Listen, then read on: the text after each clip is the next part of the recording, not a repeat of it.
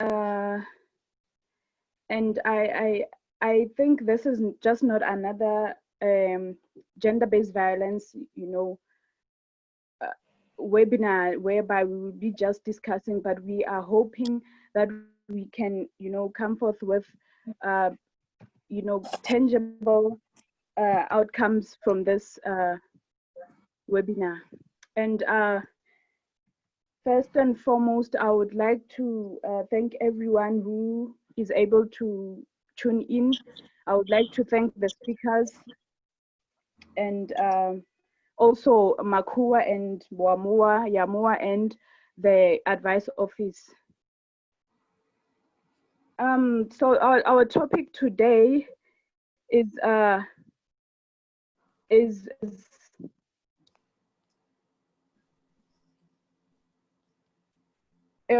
based on gender-based violence, power, hierarchy, and the toxic ways of being. So patriarchy is a form of mental and social, structuring or organization of a society produced by a gradual institutionalization of sex-based political relations created and enforced by different institutions. Based on gender-based violence, power. These institutions interconnect not only with each other, but with the structures that strengthen the domination of men over women. And it is also as a system of exclusion and oppression, or a domination based on real or perceived differences between women. Patriarchy has had a beginning and therefore can have an end. And I'm hoping with this discussion, we are able to make sure that happens. We also know that there are different roles of patriarchy at different times and in different spaces and different cultures, which then form a norm that give lower value to women and their roles as compared to men. And in other words, patriarchy coexists with different forms of government and social, religious, political organizing, such as democracies, and can coexist very well with capitalism and socialism. Patriarchy is made up of structures and institutions that exclude women from participation in spaces of higher power, or what we can believe as to be spaces of great power economically and politically, culturally, and also religiously. Despite the above, women are not treated identically in patriarchy, nor are all women excluded in the same way from spaces of power. In fact, I think this different treatment is a mechanism by which there is lack of solidarity and competitiveness amongst women, and that is also promoted.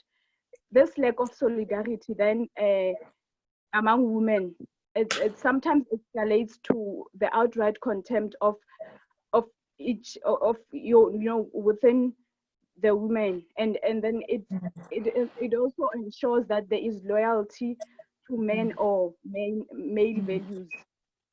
Patriarchy is also produced by, and at the same time it is promoted.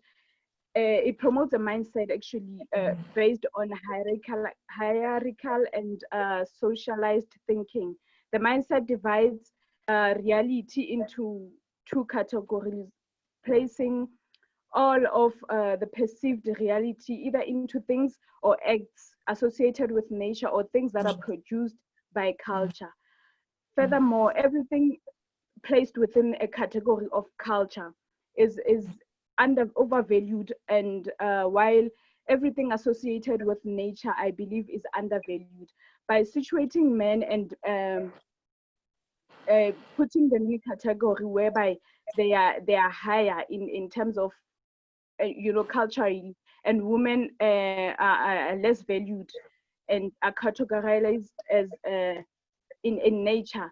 Men often become the parameter, and the model of humanity, while the subordination of women is justified based on their aligned inferior natural roles.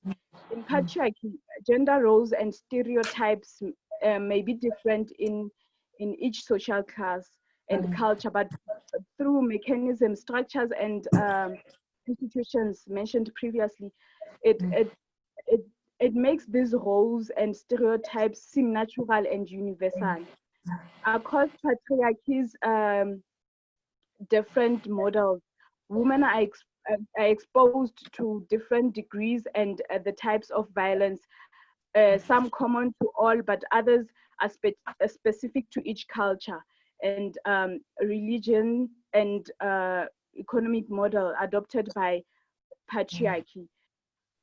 Patriarchy was the first structure of domination and exclusion, which is recognized as such by history, and it remains a basic system of domination.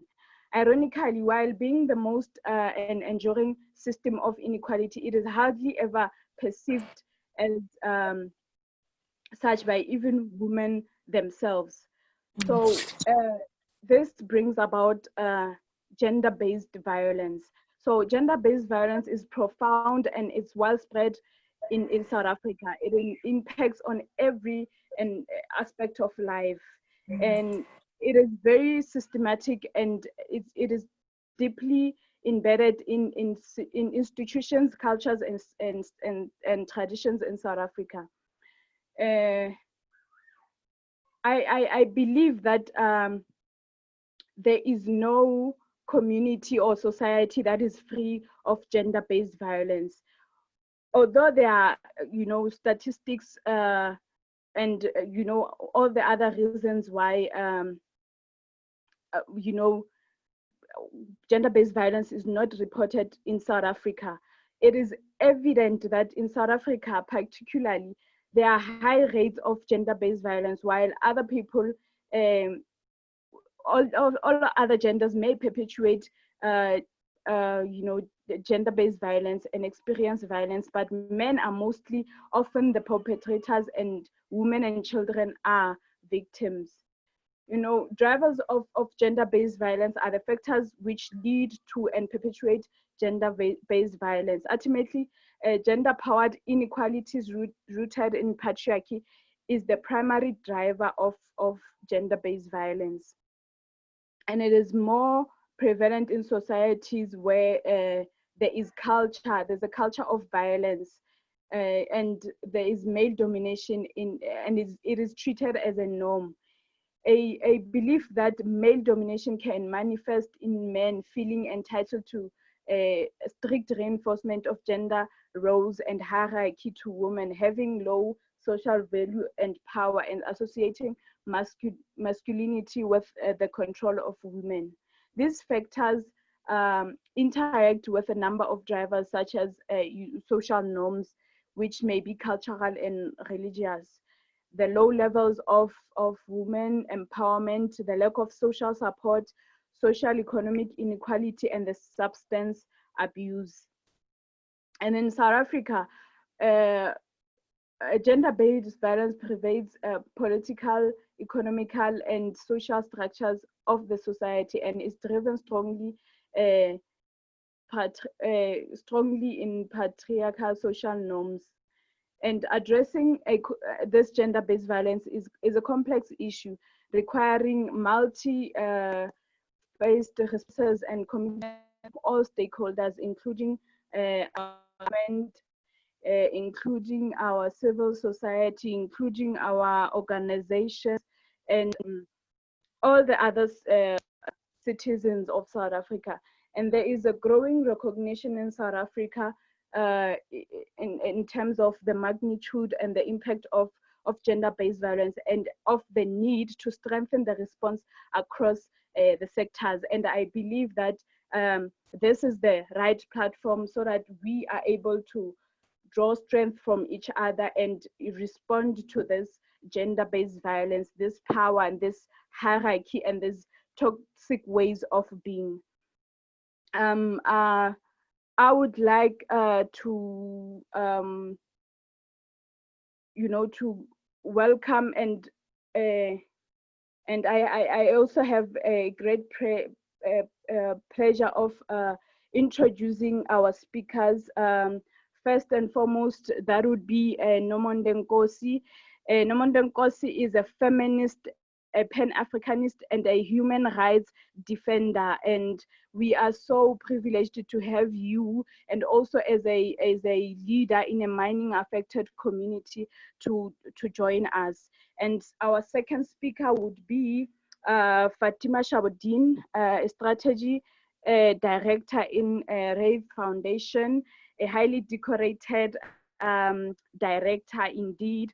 Welcome, Fatima Shabodin. And also our third speaker would be Nondubi Sonzimande, a director of Action Aid.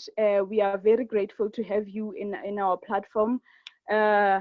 We also have Tepo Madlingozi, an associate professor and a director of Center for Applied Legal Studies in the Wits University. Thank you so much for being with us.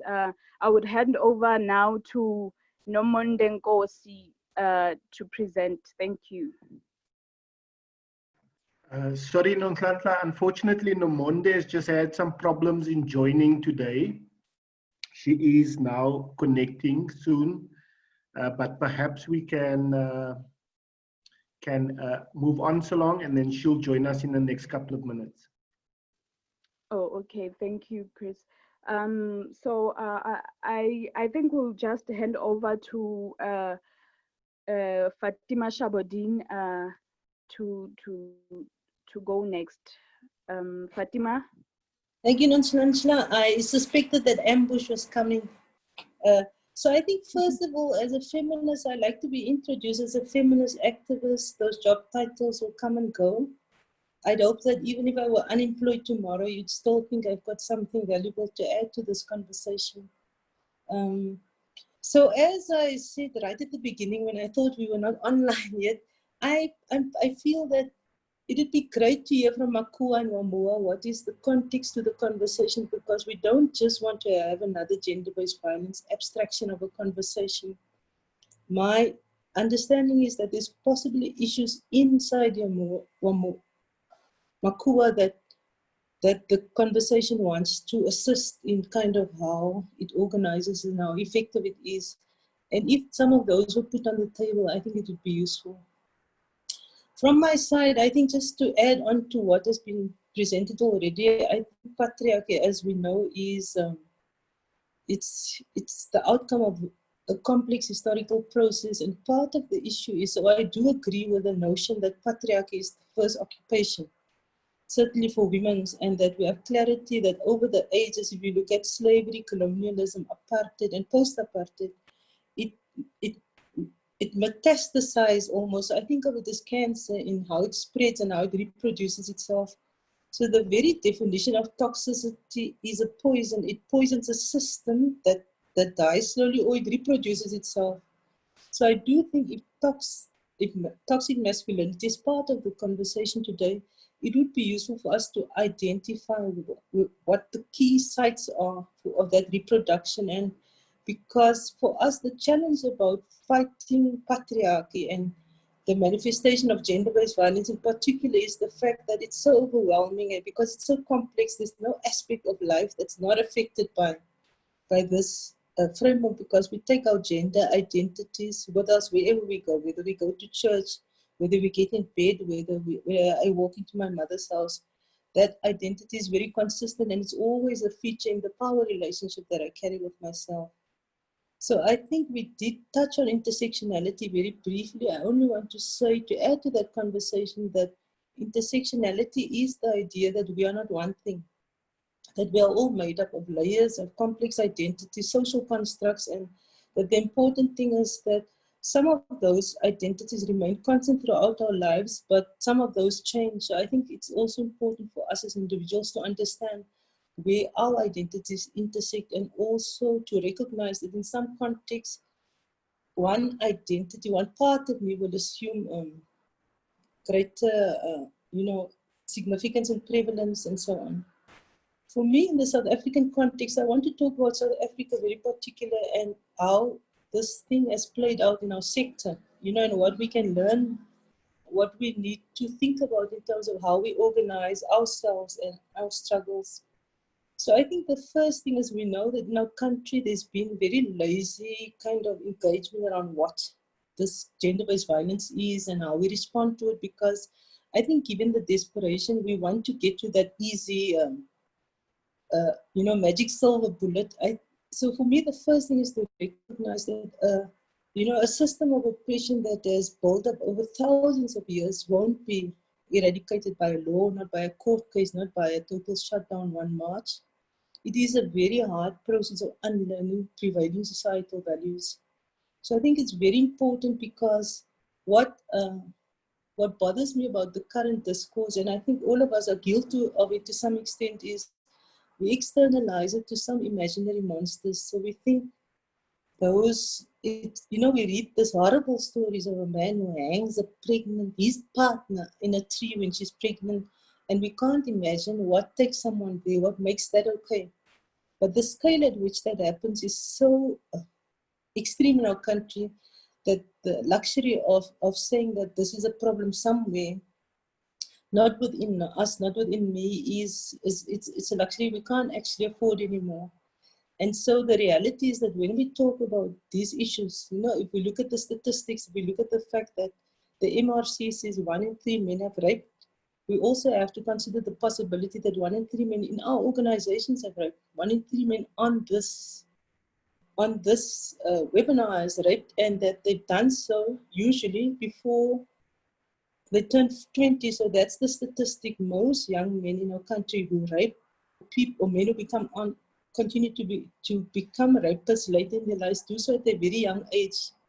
So I think that's very instructive in telling us when the key interventions need to take place for young men and boys in particular. For me, the real conversation is, and this is what vexes us, how do you change prevailing societal norms? And when I look at my country in a post-apartheid era, I think that's possibly our biggest post-apartheid failure, or for me, probably my biggest disappointment, because if you consider the fact that we have an evolved history, one system of oppression on top of the other, so colonialism, apartheid, end of apartheid, the post-apartheid era, which is its own disaster. But we did fight for very hard, and we wrote that constitution. So it does sadden me that today there's a rejection of it, because I'm old enough to remember that process of writing the constitution and how serious we took it. Because to us, that document represented all the values that we had fought through, and we thought that if we captured it in one place, that we won't have to negotiate about it again. So with the benefit of kind of a quarter of century of hindsight, we now know that the hard work is not writing laws, it's not even writing a world-class constitution. It is in fact about how do you re-socialize people. So when I think about older people in my life, my mother, my aunts and things, I feel very sad, because I think a post-apartheid South Africa has not afforded them the opportunity to re-socialize what is normal, what they grew up with. So it's very possible that that generation goes to their graves with those apartheid values of racism, sexism, and that all intact. And so the big question is, as a nation, how do you re-socialize what is acceptable norms and values? That's not just about the extreme killings, rape and killing of women, but is about how all of us in some way reproduce that prevailing set of norms and values, and the subtle and the not so subtle ways in which that manifests in our lives. And I do think this is where organizations have a very important role to play, because in organizing spaces, where in intimate spaces, we experience each other's personalities.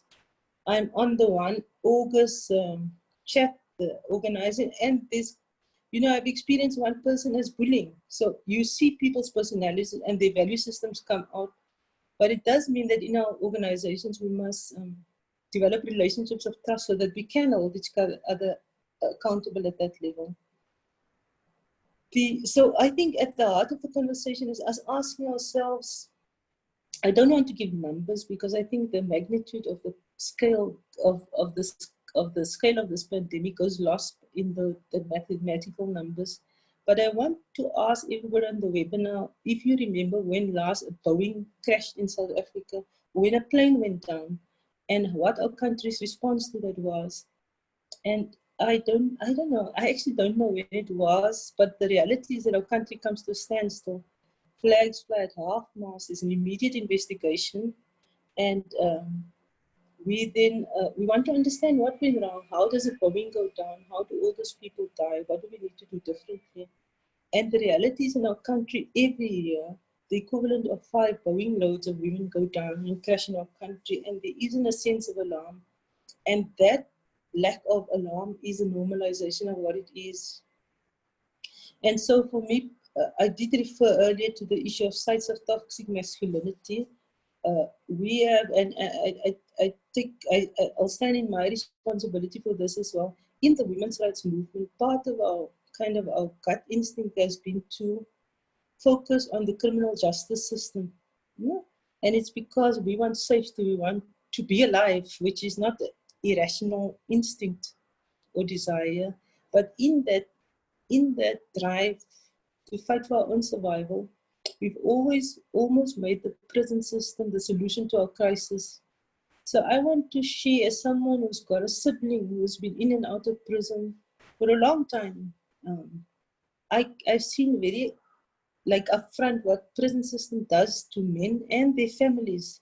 Because I think we all know, and I think most of us here know someone who's been in prison at some point, that is a prison sentence not only for the prisoner but for the entire family, and that women subsidize the cost of that, the straf, that punishment, as much as the man who's inside.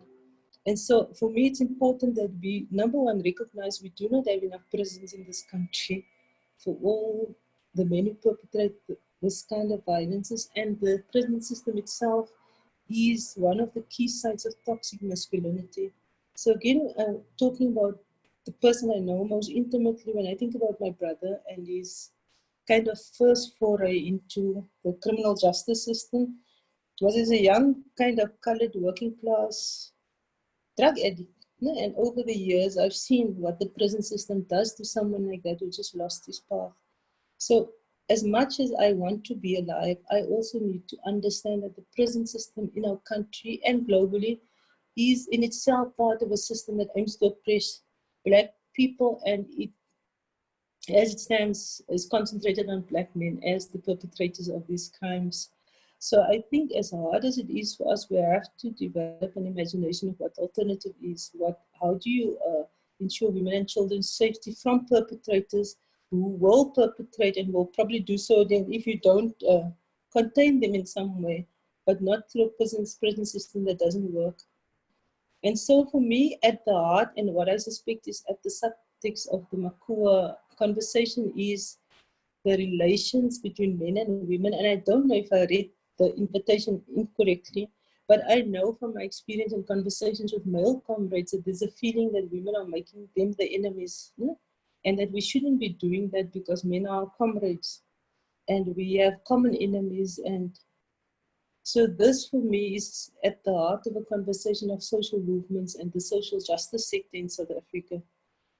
In that intersectionality not only lives in our identities, it also lives in our struggle strategies. There are times when men are my allies, my comrades, and I stand soldier to soldier with them. And there are times when men are my enemies. And I'm not irrational, I'm not crazy. The world around me has taught me that.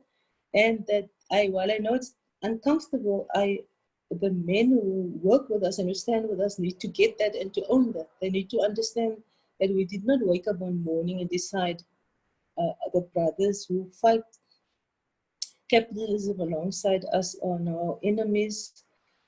But that in certain instances that is the case, because we know our organizations are not immune to acts of gender-based violence in all its forms.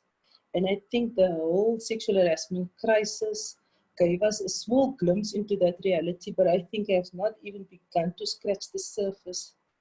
So what I want to do in my, I actually don't know how much time I have, but I'm going to start winding up.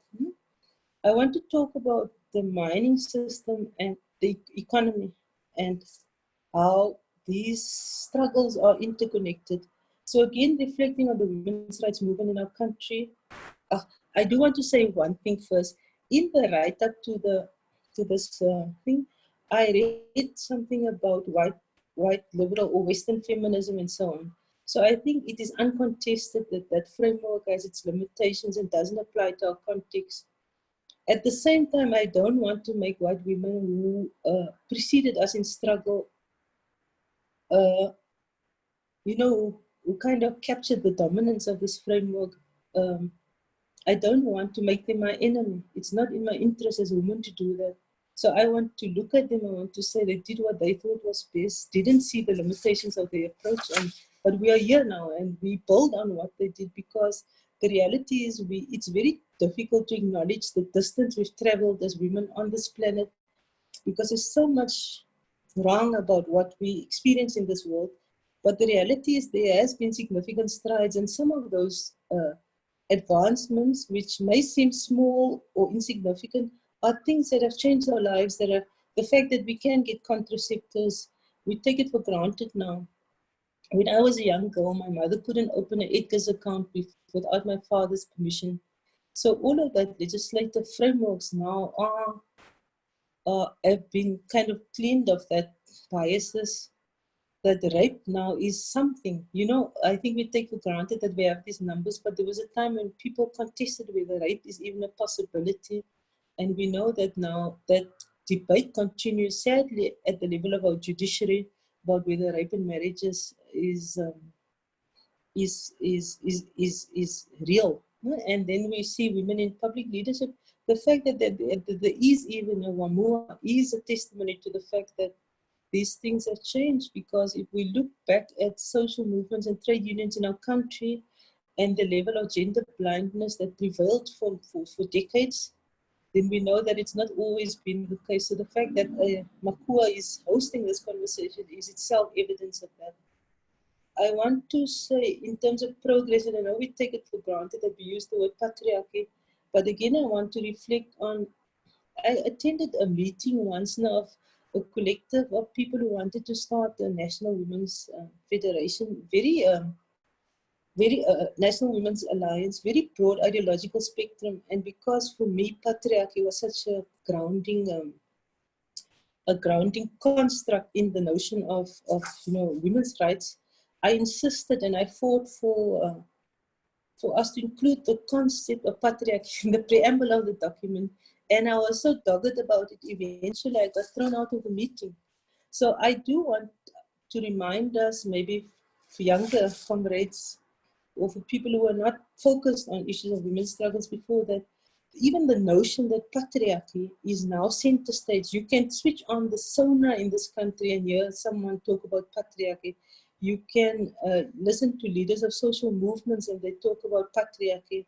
So of course the issue is that I don't think we necessarily mean the same thing when we say it, and we certainly don't have the same visions of how we overcome it.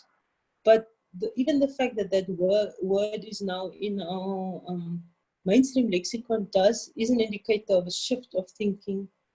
I do want to say that in my own thinking, the death of Winnie Madikizela Mandela was key. I think that funeral was a watershed in some ways. That Patriarchy on trial and named it for its treatment of a woman that we revered in multiple ways. So the last thing I'm going to talk about is economy and how the system of capitalism is linked to gender-based violence. It's not independent, it's not separate, which is why every year when it's 16 days of activism and you see Edgar's having a women's fun walk or ShopRite having the Women of the Year, it drives me crazy because they obviously don't see the connection between the systems of business and what it does to women. So if you take something like ShopRite, they have 141 they've got 144,000 workers in South Africa, the majority of whom are women, the majority of whom are working class, and these workers were earning a year ago 600 Rand a week, in contrast to the ShopRite CEO's 50 million Rand a year package. So I want to tell you that last year, ShopRite's profit for the year, this is after expenses, this is clean kind of money, is 141 billion rand. So they actually had enough money to give every worker a million or a billion. And they will see no contradiction between exploiting women to the max. So the next time you go to ShopRite, always remember that woman behind the till is a casual. She's got no paternity benefits. The moment she falls pregnant, she loses that. And as we've seen in our country, there's been a systematic casualization and feminization of certain labor sectors. And that with it goes a further erosion of labor rights. And for me, the farming sector, because I'm familiar with it, but also because I think there's also parallels in terms of its historical subsidy by the apartheid state and the post-apartheid unfoldings of those sectors are quite, it's useful to look at. But in the commercial agricultural sector, we've seen in the post-apartheid era a concomitant casualization and feminization of the labor force. So what that has meant is that even the little rights that men used to enjoy were eroded in this time. And then, of course, women also have to start taking hidings from those very men who are now rendered unemployed. So in the past, it was a man would be employed by the farmer, his family would have access to a house through that relationship. But because a woman is not considered to be a head of a household, she's not considered to be entitled to those same benefits. No? And then this is what also has driven the explosion of informal settlement growth in rural areas, because with that has come a massive eviction sweep. Farm workers have been put off farms. And I think the important thing for us to remember is farm worker housing is in a sense public housing. So if you go back, if you look at the public budgets, there were significant subsidies to commercial farmers to build those houses, because like mining, it's recognized that the site of production is far from where there are ready settlements. So in a sense, there's an obligation put on the business owner to provide comprehensively for their workers. And somehow in a post-apartheid era, that has gone completely missing. And the idea is now that housing was almost a favor that people do to workers and so on. But so the point is, and again, this is critique of the women's rights movement, is that we have been very reluctant to enter into the economic frame. So if you look at the paucity of feminist economists in our country, or organizations that deals with economic justice issues, that place at the center of it a gendered lens that understands that women are affected by this capitalist economy in particular ways. And it's not that capitalism has any feelings for women either way, it just is pragmatic about it. In the same way that capitalism understands the vulnerability of migrant and refugee communities and replace local workers at big scale with workers from other African countries. And the same has happened with men and women in some of the industries. I don't know if this is going to happen in mining, given also the constructs of what women can and cannot do. But it's something worth looking out for, because I'm telling you, in every sector where that has happened, it's women who pay the price. Those men are rendered unemployed. It's not like those farm workers, those males who were formerly working are now at home taking care of children. So those women are pulling long shifts. They coming home to men who are pissed off that their wives have replaced them as the breadwinners, and they have to reproduce that entire, the care work economy. And then, of course, the burden is then carried on to younger girls. And that is how the cycle reproduces itself. I think just on that note, the one thing is, and I read something somewhere in the brief from MACUA about women's roles in reproducing patriarchy. So it is something that whenever I speak about women's rights, I make a point of saying this, because I'm so tired of having to defend why women collude with patriarchy. So I want to start off by saying that is true, that all of us in some way collude with the system, because if we didn't, the system wouldn't exist, right? And it's the same for capitalism. It's the same for a universal complex of racism in the world. working class people are co-opted into capitalism, and we play along, we reproduce the system because that's what you have to do to survive. And after a while, actually bosses don't need to do anything. We are trained soldiers and we reproduce the system without disrupting it. And in this regard, women are not different from other categories of oppressed groups. We do buy into patriarchy because that's exactly what patriarchy does. It teaches us to teach our own boys and girls differently. It teaches women to what to blame victims of rape as much as men do. But I'm tired of women being beaten up again when that happens, because if we are conceptual about it, we will understand that the way in which patriarchy co-opts women is not different from any other system of oppression in how it co-opts people.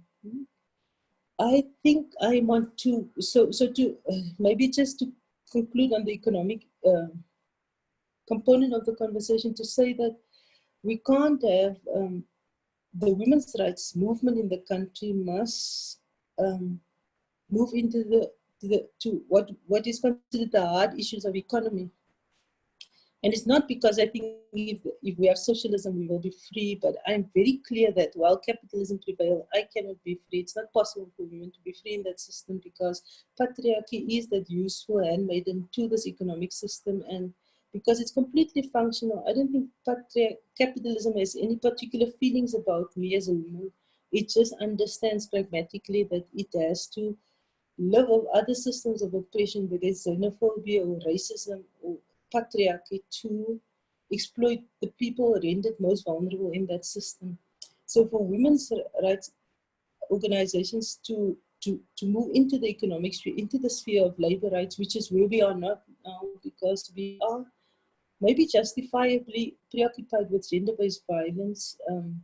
And I haven't even begun to talk about the spectrum. So for this conversation, because we also focus on going to talk about violence in its physical form, but the reality is one of the critiques of the women's rights movement is that we are too preoccupied with gender-based violence. And I take the critique because it does mean that we neglect other possible avenues of struggle, like worker rights, like mining communities and so on. But the reality is part of that preoccupation is informed by a very rational commitment to being alive. Because in our country, we wake up every day as women and we have to plot a strategy. How do I get to the end of today alive? How do I get to the end of today without being raped or harassed in some way? And that takes up a huge part of your energy emotionally and so on. And for us as organizations as well. But there is, in a sense, and I don't want to sound cliche, there's these silos with the women's rights movement. We create our spaces, justifiably so. I think we need our safe spaces, but it's also about what are the types of struggles we are willing to take on. And I think the moment is come for us to expand and because we're not going to defeat patriarchy by fighting in our corners. And so for me, it is welcoming and heartening that MACUA has arranged this conversation. I would love to hear from the MACUA comrades what are the big challenges that faces the movement in relation to patriarchy and gender-based violence, and if there's something that we could that could guide very specifically our conversation after the inputs by the different speakers. I'm going to stop there for now. Thank you, everybody.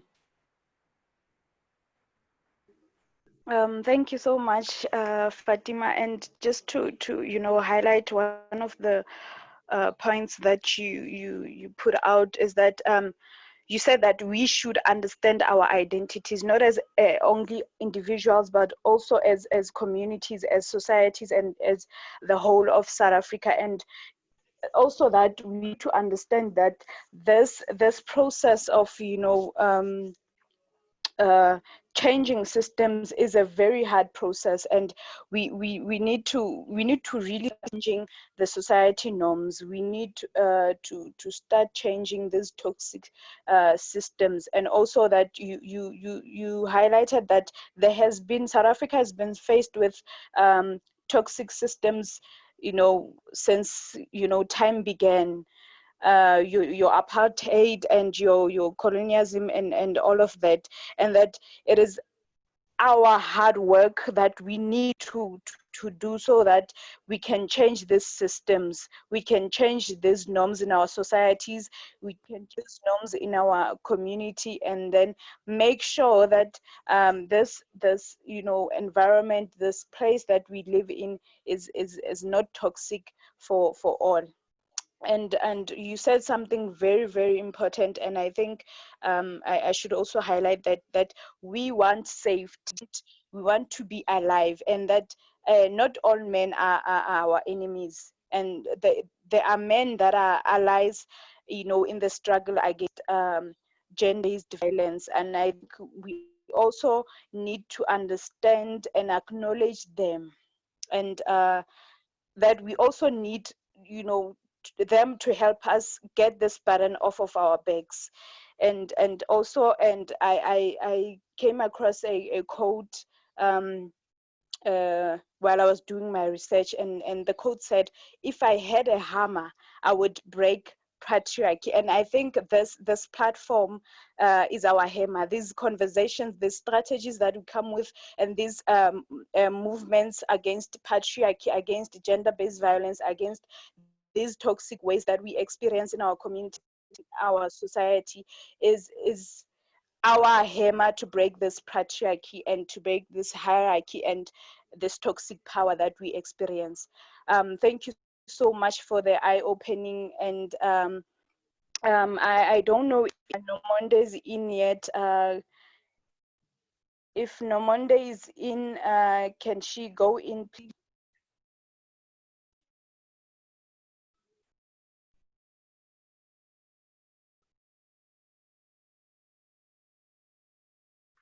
Okay, I just received a communication that Nomonde is not in yet, and I think this conversation is the direction of this conversation actually is speaking gender-based violence power within our communities, especially our mining affected communities, this toxic power. How do we make sure that this goes away? How Hi, do we hello. change these systems?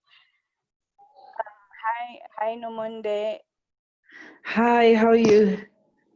I'm good, thanks. And you? You can go in, Nomonde.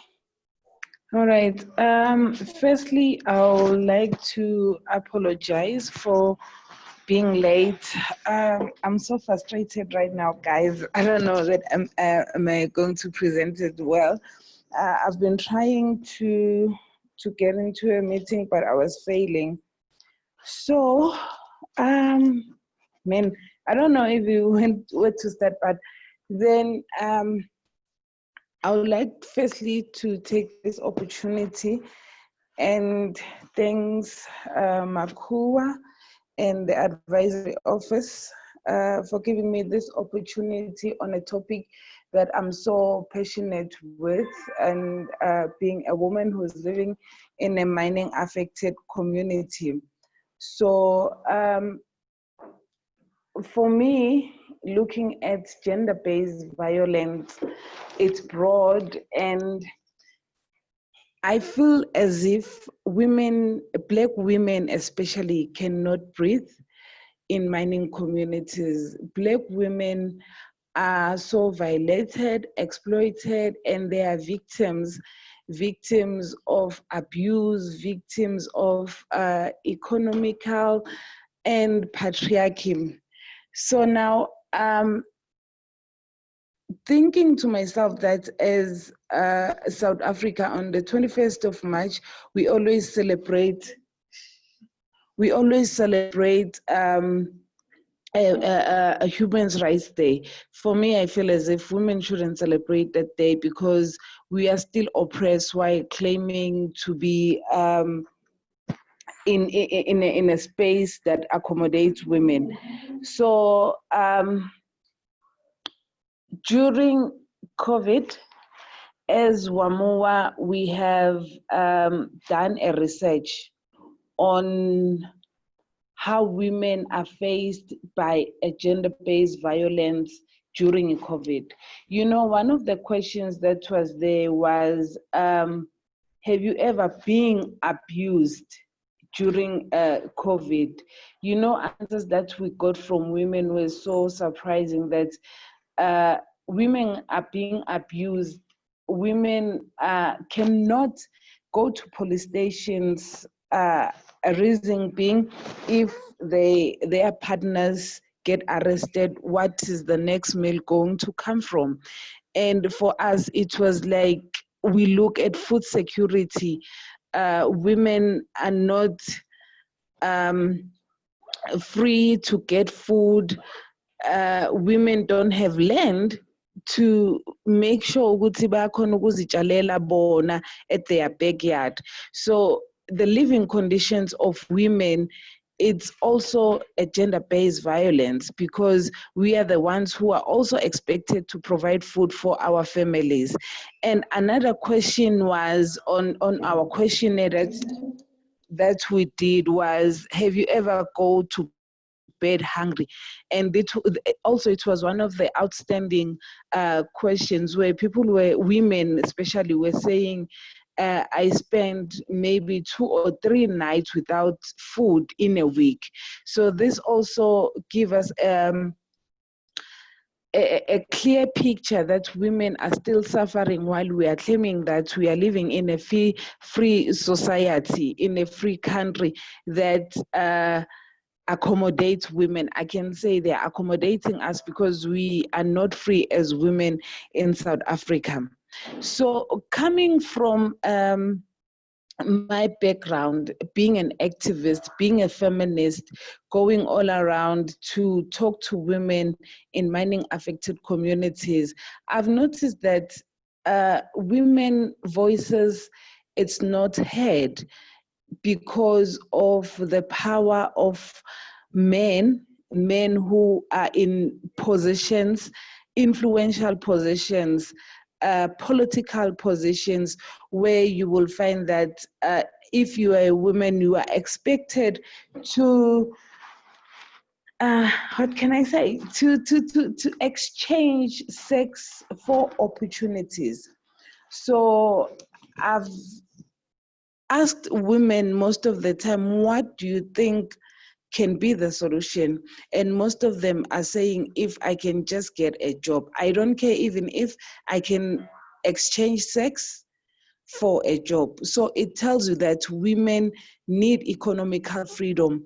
Women need to get employed, but then because of we are excluded in everything, economically, socially, and decision making. So that's why I'm saying, as Black women, we cannot breathe, because everything comes down to a Black woman. So now imagine going to a mining company looking for a job, and the next thing the manager or someone who's there will tell you that, let us exchange, sister, so that you can get employment. And what else I've noticed was that the structures that we have led by men representing us as communities are failing us, because they are led by men which we trust that they are our own comrades, and at the end they expect us to exchange our bodies for opportunities, and knowing very well that it's not easy for women just to go there and open up their legs. I'm sorry for that language, but it's real. Then going forward, the People's Mining Charter, it's clear on that. As WAMUA, MACUA, we want women to be empowered. We want women to be leaders. So I think People Mining Charter, it also presents us as women, what do we want? And another thing, during social audits that was done by MACUA and Action Aid, this question also came up that women their bodies, are they just for an auction? Are they just to be played with? men always want sex for jobs to exchange. So now, I don't know which society women should live in, because it's not easy for us. And the power that men have over us, it makes women very vulnerable. And if men are in control, it's not easy. Even if women are also in control, in positions women have power, they also like they don't give other women opportunities. So for me, power and gender-based violence, it's one and the same thing, including patriarchy, as Fatima was saying, that patriarchy is also a problem. And looking at capital system, for me, it's only benefits men, and capital system, it's also influence gender-based violence, because if we are not economically free as women, men take advantage of that. And also capital a capital system ngiyo eyenza ukuthi sidivideke as communities, because if mining companies come to us and say, we want to employ people, we want to give communities, let's say, business opportunities, who's going to get that? It's always men. So now it's divide us, and it makes women more vulnerable. Thinking of women must also take care of a family. Now we are faced with COVID-19. Who must take care of a person who, of a mine worker? Let's say my husband is working at the mining company and now he has COVID. Who must take care of that person? It's a woman. So for me, gender-based violence is a very deep conversation, and it's not going to end today. And I don't know how can we include men in these conversations, because they also need to hear our voices, because they've been complaining to say that, yeah, you go to street, but then and but then Tina, we don't care about that. So now maybe if we can hear their views, even our own comrades, what if we can find out that one of our comrades that we are with in this movement is also an abuser? How do we help them? So for me, I think we must have men in the solutions to end gender-based violence, even if it's not gonna end today, but we need them. Thank you. Thank you so much, Nomonde. Thank you. I think you highlighted, the very extent of gender-based violence in the mining affected communities, and what hierarchy and what patriarchy looks like. And one of the most important things that you said was, I think, that gender-based violence manifests itself in so many ways. And I find this phrase fit, that it's, talk about being in between a rock and a hard place. And I feel like, everywhere where a woman goes, there's some sort of violence that she experiences. You talked about issues around land, economical issues, culturally, and so forth. And I think that is important to also consider, because there's a very broad struggle that we are within. And each and every struggle we need to consider and do a thorough research of what the power within the struggle looks like. And you also highlighted the People's Mining Charter, whereby MACUA and WAMUA were present in drafting we know and we understand that we want women that are empowered. We want empowerment of the women, and I feel like it is very sad that up to this day in age we still have to fight against violence for women. And in our communities and in our societies, in our cultures, this violence is considered acceptable, and this very social acceptability, it makes it very, very challenging to address gender-based violence effectively. And thank you so much for the site in the mining affected communities. Thank you. And I would like Setepo to go on in next. Thank you. Good afternoon. Can you hear me? Yes, we can. Yeah, first of all, just to say thank you to the leadership of MACUA and WAMUA for inviting me. It's a privilege to be here today to share my thoughts, my opinion on this question, but also just to congratulate you for organizing this before the bandwagon and the jamboree of August, when everybody will be doing this. It shows that these are the things that you are always thinking about, that you are always reflecting on, and that you are always enacting in your practices. So congratulations for organizing this, but also the way that you framed it, forcing us to reflect on the issue of GBV from the perspective of hierarchy and from the perspective of power, of violence, because of course, there's a tendency to talk about these issues from the perspective of the Constitution, of women's rights, of social justice, which I find very, very limited. I would say more about that later on. Of course, I debated how I should approach this conversation.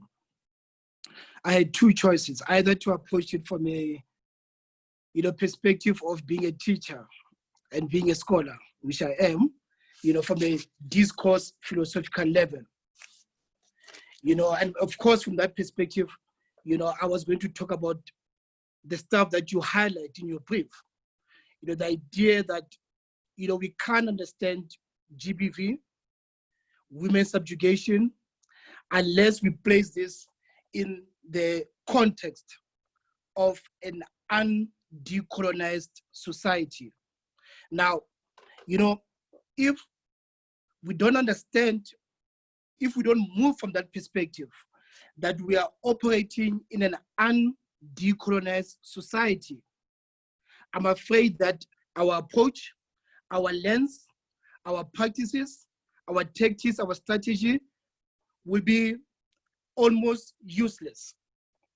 And by colonization, of course, we can debate what we mean by that, but I mean that in South Africa, we are dealing with a context of ongoing, not colonialism, of course, but colonization. And that manifests itself in many facets. The issue of land, the fact that, Black people are still dispossessed of the land. They don't have a home, they don't have a culture, they don't have a place to practice their religion.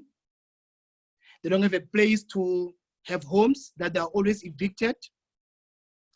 That we are dealing with an undecolonized context because of suppression of African ways of living, African jurisprudence. Of course, the Constitution claims to recognize different kinds of laws, but as we know, African law, African jurisprudence, and African ways of living are still suppressed. Why is that relevant? We'll come to that. We are dealing with an undecolonized context because we are dealing with a context where homophobia, xenophobia, patriarchy are institutionalized. We're not just talking about a situation where there are violations, but where there's a systemic subjugation of women. Now, how do you approach that question? So we can debate these issues from a philosophical, from a discourse perspective. Maybe we will come to that. But I thought what would be helpful would be to approach this conversation from a personal perspective, from a positionality perspective. I thought that would be helpful. And of course, I want to listen more than I will talk, so I'll be very, very brief.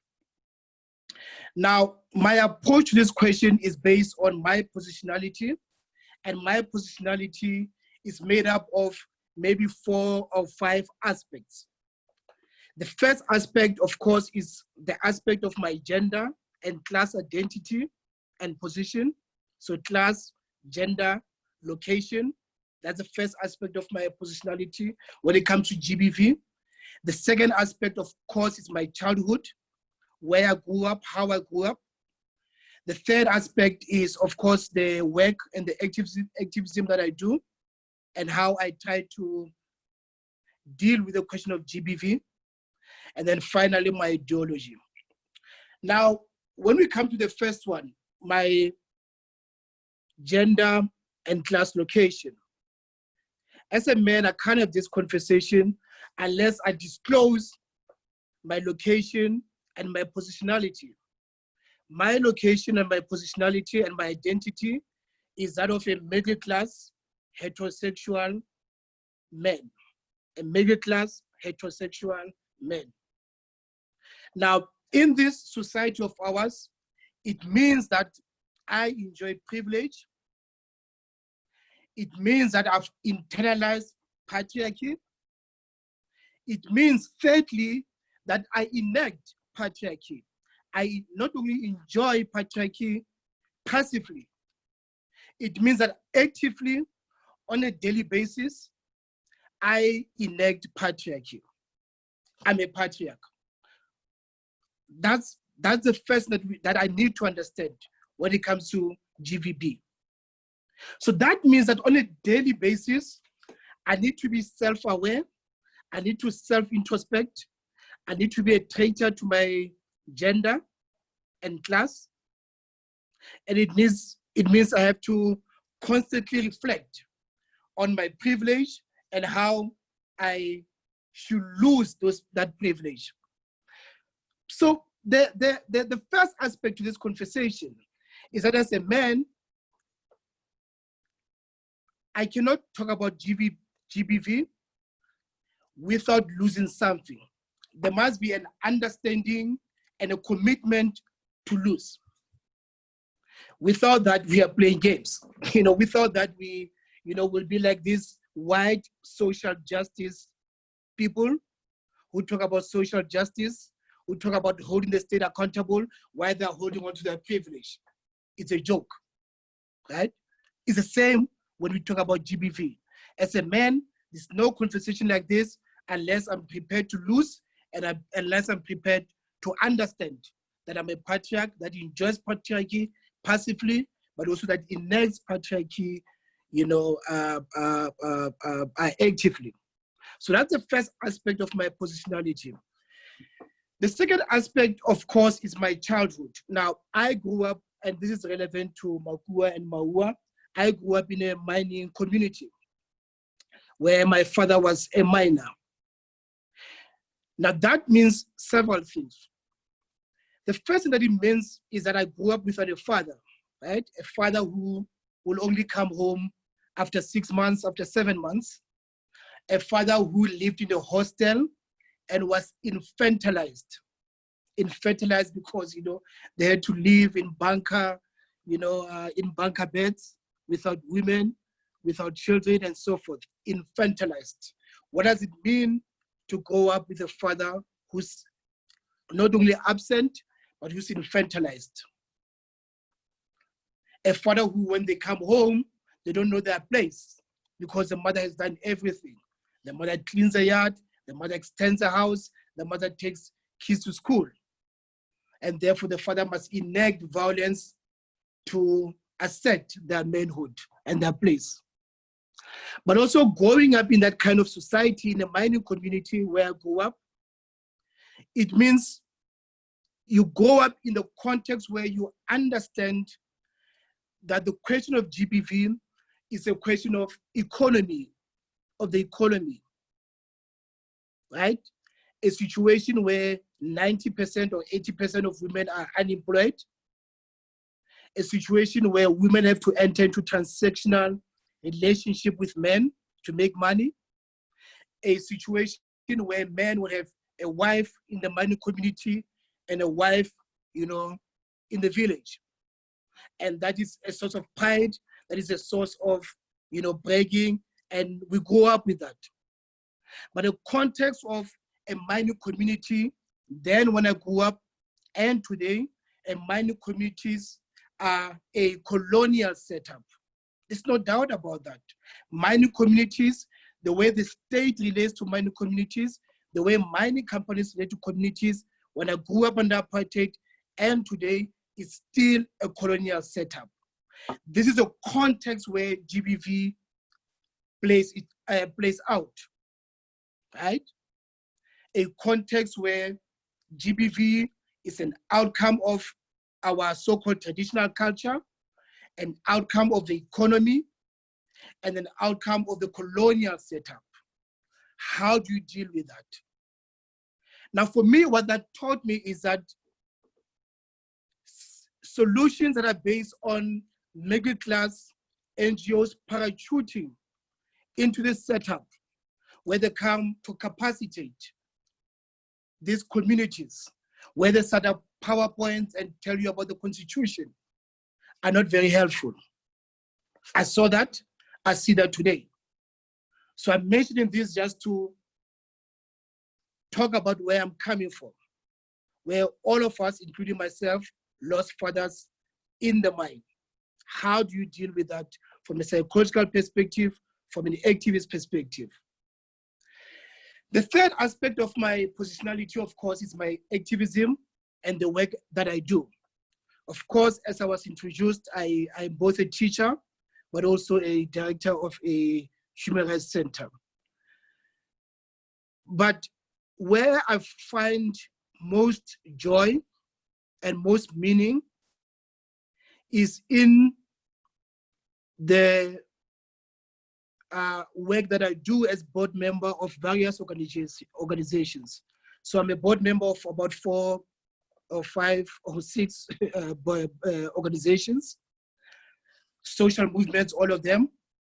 I'm mentioning this because, and I'm saying this is the most meaning that I get in my work, because what most people don't understand in South Africa is that most leaders in South Africa are women. Of course, on TV, you will see men.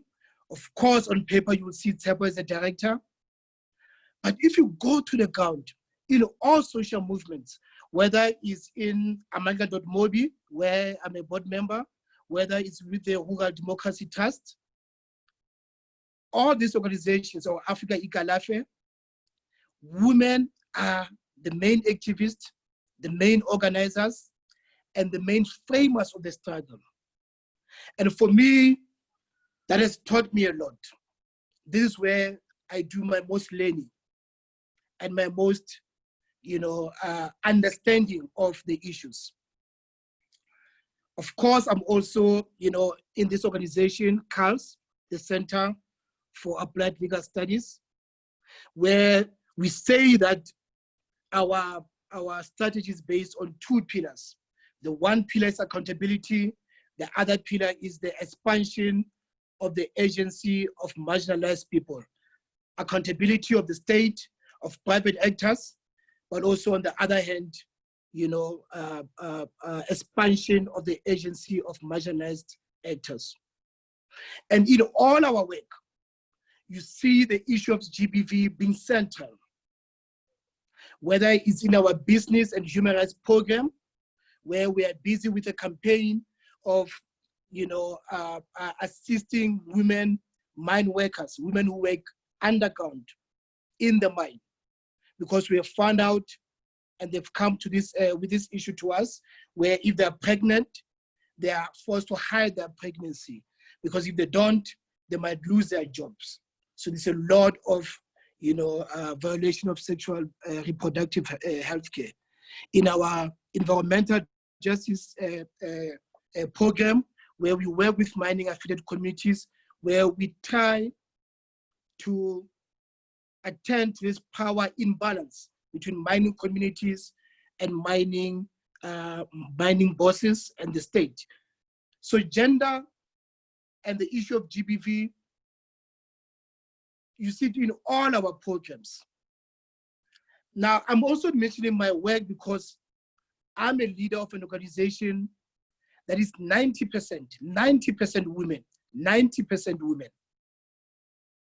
That means on a daily basis, I need to ask myself two questions. At a personal level, at an institutional level, how do I enact patriarchy? And how do I give up some of my powers on a daily basis? That on a daily basis, I know that I can be an abuser, and I need to be constantly aware of that. I'm mentioning this because our sector, we call ourselves civil society, but it's a context that is often uncivil, where there's not only sexual harassment, but there's also institutionalized sexism. We're doing well with sexual harassment. We've got policies, we've got reporting mechanisms, but at the level of institutionalized GBV, we're not doing very well. And of course, this has to do with traditionally how our organizations are set up. It has to do with donors that enable certain men to be superstars and therefore to be untouchable. And then the same donors come back and say, please change your policies when they've enabled these kind of things. And then lastly, what I find helpful for myself when dealing with issues of GBV is to constantly reflect on our lens, our ideology. How do we see this issue? How do we attend to this issue? Now, in my organization, we've had a lot of discussions since I joined in about, yes, everyone says they're using intersectionality, but what does it mean to use intersectionality? Now, for me, my childhood background has taught me that you can't talk about women violations without talking about the economy, without attending to capitalist relations. Number two, you can't talk about GBV without learning from the women themselves. How do they see this issue? Now, people can call this African feminism or whatever, but if you listen to our gogos, if you listen to women in the communities, they know the solutions to these issues. They know, number one, that you can't talk about GBV without changing the mode of production in society, without changing the economic relations in society.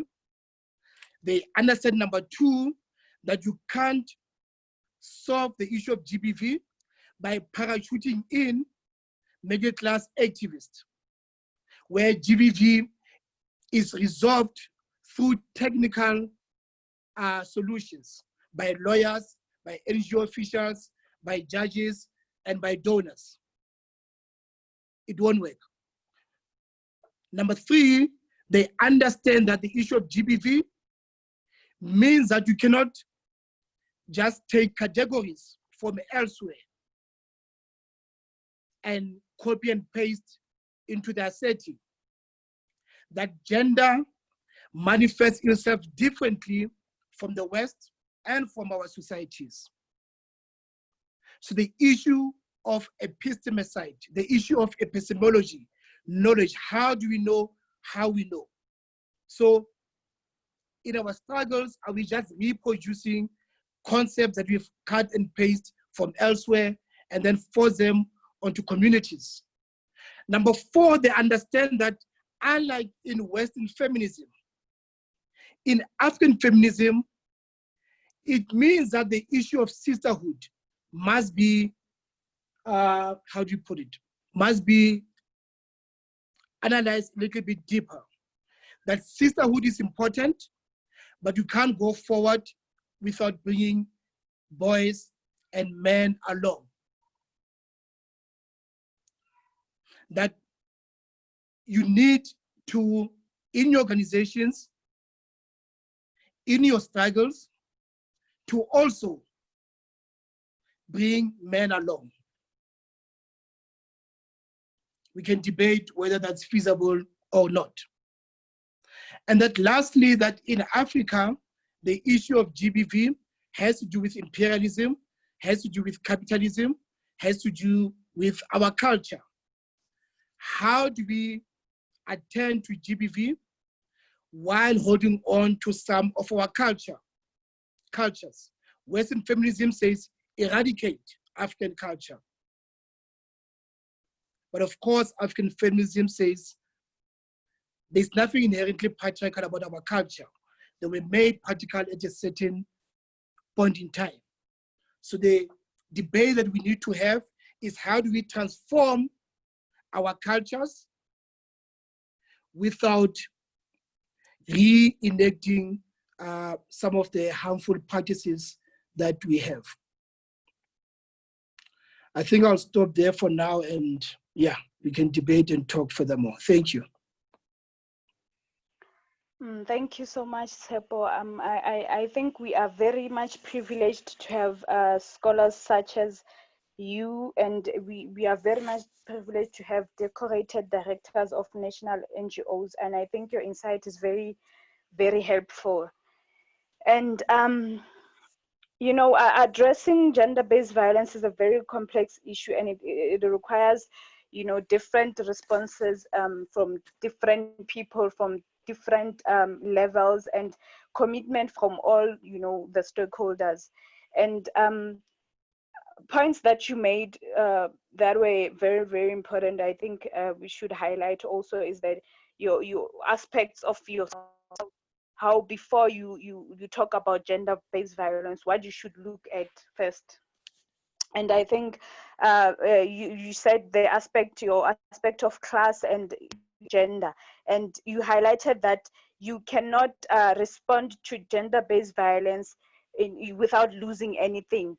And you said that you have to be a traitor to your gender, you know. And I think that says a lot in terms of, you know, your position as you know, as a man, and also as you know, your class in this gender-based violence, in our struggle against gender-based violence. And I think you also highlighted your background, how you grew up, and you grew up in a mining affected community, and you know, there were questions in terms of you had to look at in terms of gender-based violence, and they were closely linked to the economy and how it played out at that time. And it also plays out, you know, the same context, it plays out even now in time. And you also talked about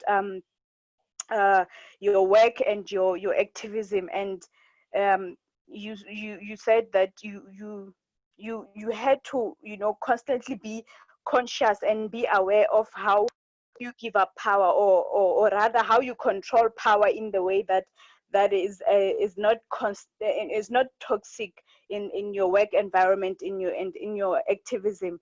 And one of the things that you also said is that we should bring men out in the struggle of gender-based violence. And I feel like we should bring our allies along in this struggle, so that we are able to constantly teach them and constantly make them aware of you know, the position of women in this gender-based violence, and their position also as men in the struggle of gender-based violence. And thank you so much for your input. And I think now I would like assistance from Comrade Chris and Comrade Gilbert in terms of the questions. So we will take questions right now.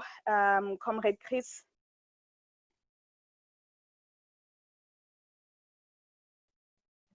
Comrade Nonhlanhla, I think you forgot Nondomiso. Comrade Nondumiso is also on the panel still. Sorry. So we had no more. Okay. So now we will have Comrade Nondumisa is she's a director at Action Aid. Comrade Nondumisa, you can go in. Thank you very much, Nhlanhla, and a very good afternoon to all colleagues. I'm going to try and be short in the interest of time, but also the fact that a lot of colleagues have already covered what I was probably going to touch on too. Shall I put on my video, or would you prefer that I just go on? What's preferable? Okay, let's try and see what you can see, because I'm actually sitting in a garage, but I hope all you can see is books and a fridge. One of the two I don't have at home office, so I make the garage my home office.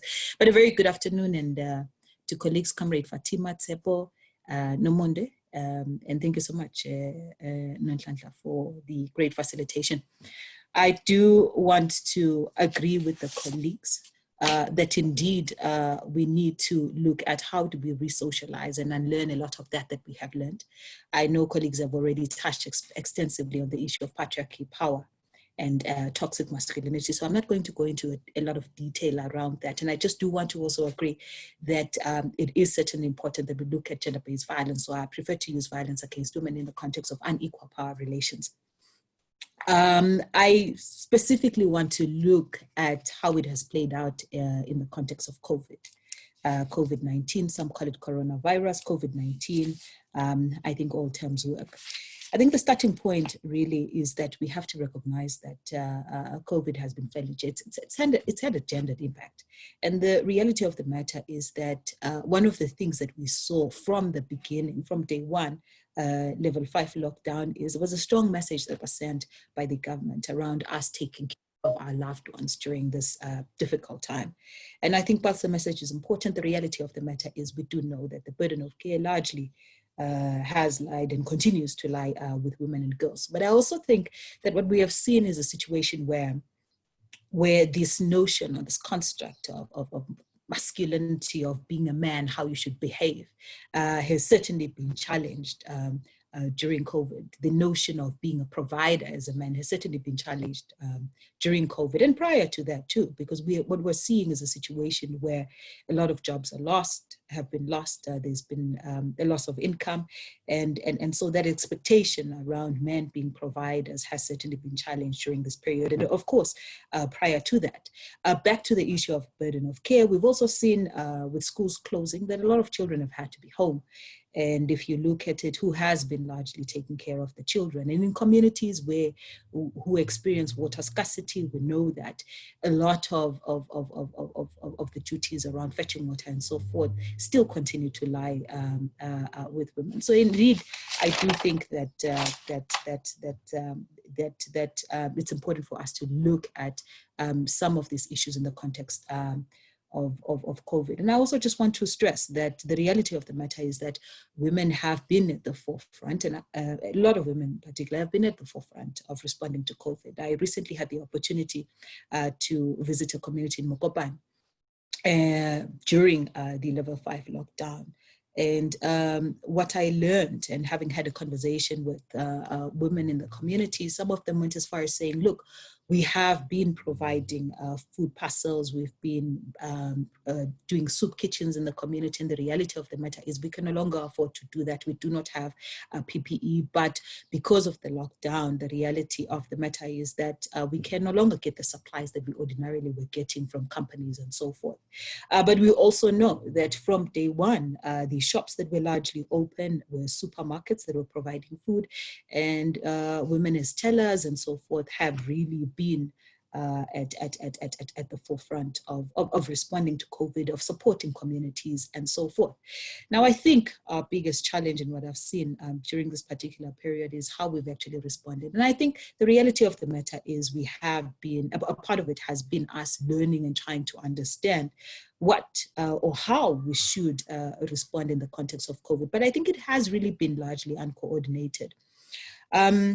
And coordinated in the sense that, and you saw this, and we experienced it as civil society organizations, where it seemed that government was working on their own. At some point, civil society organizations were barred from distributing food parcels in various parts of the country. And I think that the lack of coordination really is such a missed opportunity for us as for us as organizations and having to work with government. We have seen situations during COVID, and I've been saying to colleagues, this has been the unintended consequence of the lockdown, is that a lot of women, as we speak, but now are actually locked up in their homes with abusers. And this is the reality. And I think our response has been fairly concerning. And this is something that we need to talk about and to think through as we move ahead. The response, and this is some of the things that have been shared by colleagues in the sector, some of the things that have been shared by women in the sector, that one is they did not know how to navigate in light of the fact that we've been told and advised to actually stay at home. But in instances where we had to call the GBV Command Center, which is one of the services that were available during this particular period and continue to be available, a lot of us couldn't get through. So it made it very difficult for us to be able to get any kind of assistance.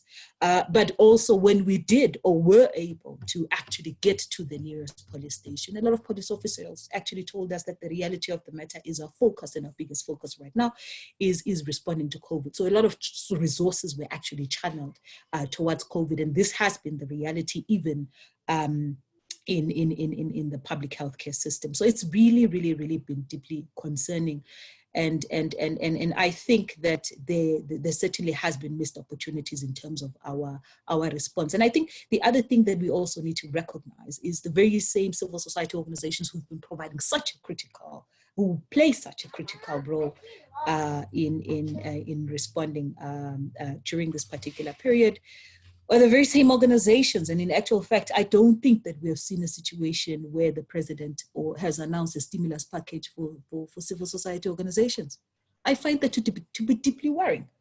We play an important role, continue to play an important role, but I think that obviously, I think in the absence of a stimulus package, we're seeing a lot of organizations closing down, and I think that's going to cause even more problems because of the critical role that continues to be played by organizations at community level and provincial and so forth. We know that the Solidarity Fund, for example, announced about 17 million rands, I think 17 million rands that would go towards gender-based violence. And they had a discussion yesterday and they actually broke down how that amount was allocated. And our understanding is that there's about 4.85 million that went to the Gender-Based Violence Command Center.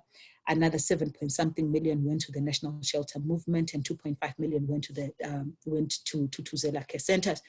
But what we're understanding from the National Shelter Movement and many other organizations that continue to provide critical support services is that they are still very much without PE. And the reality of the matter is, what 7-point-something million is a substantial amount. It cannot cover all the costs and needs that these organizations need at this point. And the reality of the matter is that they obviously are having to deal with more added capacity. There are calls from various parts of the country for women to actually get some kind of assistance from these particular organizations. But in the absence of funding, substantial funding, it really is making it very difficult for women to be able to get to access this kind of service.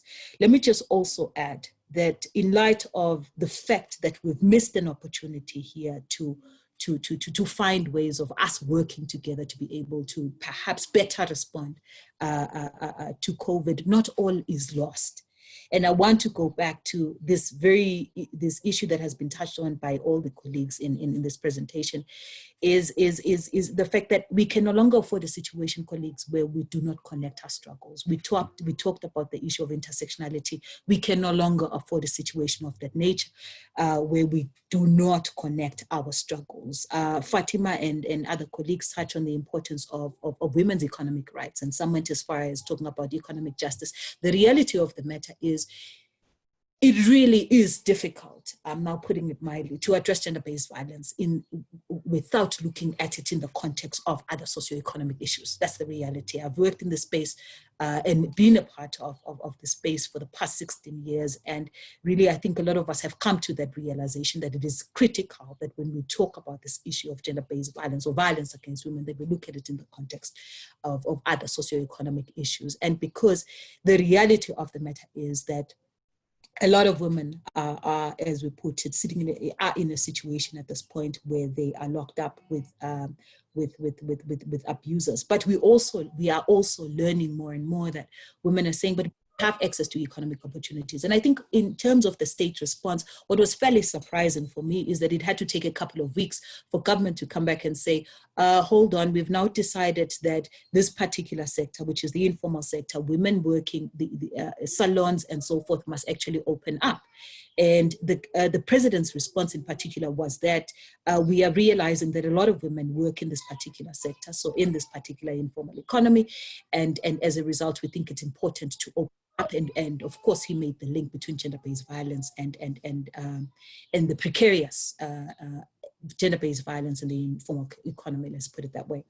And so for me, I really think that moving forward, we need to have a conversation around the intersections between economic rights and gender-based violence. And as Fatima put it, it really is a difficult conversation for many, but it's a space that we really need to go into and start having conversations about. As we look at COVID now, with the high losses of jobs and so forth, the reality of the matter is that many women are going to be pushed into precarious work that is unsafe, and we know that there are strong intersections between gender-based violence and the precarious working conditions that women find themselves in, and the reality, and Nomonde has just shared that piece. So I think overall, in my ending, there are some missed opportunities, and I think not all is lost. There's an opportunity for us to find ways of working together with the state in responding to COVID. And I think certainly in terms of the criminal justice system, it still remains critical for us to look into how do we get the police off, how do we come up, for example, with for lack of a better word, perhaps would say directives on how the police should respond to gender-based violence or violence against women during this particular period. The same with the other role players in the criminal justice system. I think we definitely must talk about the issue of a stimulus package for civil society organizations. I think it's unacceptable. I think a lot of organizations are closing down at this point. We just cannot afford to not talk about it. They provide critical services. I also then think, as I said, we must connect our struggles, of course, as Nomonde has put it. She shared the experience of mining affected communities, and there are strong linkages there with issues of violence against women. So we can no longer afford a situation where we operate or act in a siloed manner. So that's it on my side. Thank you very much, Nondumiso. I think you said quite a mouthful, and and putting reality out there, and I think it's important that we need to understand that there's different settings, that the different communities, and whilst there's different societies, patriarchy, gender-based violence, and it plays in our communities. And one of the things that you highlighted is that we should re-socialize and look into unequal power relations and how it plays out during this COVID-19, and that the burden really lies greatly to women. And the reality is that women are indeed at the forefront, and then women are the ones that are locked in their homes with these abusers, and we need to make sure that the resources, the government resources, and the resources that we also can put out there to help women during this COVID-19, we should channel them in the right way. And then also to the government, the South African Police Services, there has been very, very low safety for women during this COVID-19, and you need to find ways to work with each other, work with the government, and work with the civil society, and make sure that everybody is safe in this time. And that you also highlighted that all of it is not lost. We need to connect our struggles and make sure that we help each other. We strengthen each other in fighting this gender-based violence.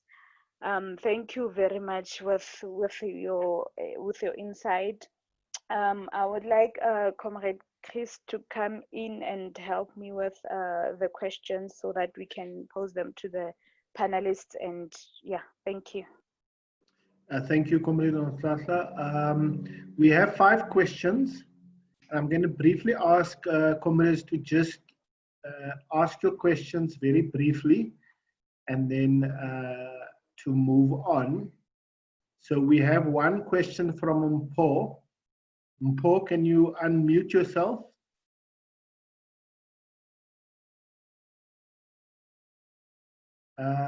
If not, then I'll read Mpho's question. Mpho says, good afternoon, activists. It's Mpho from Kutsong. Tsepo, can you please touch on the intimate partner violence I've noticed?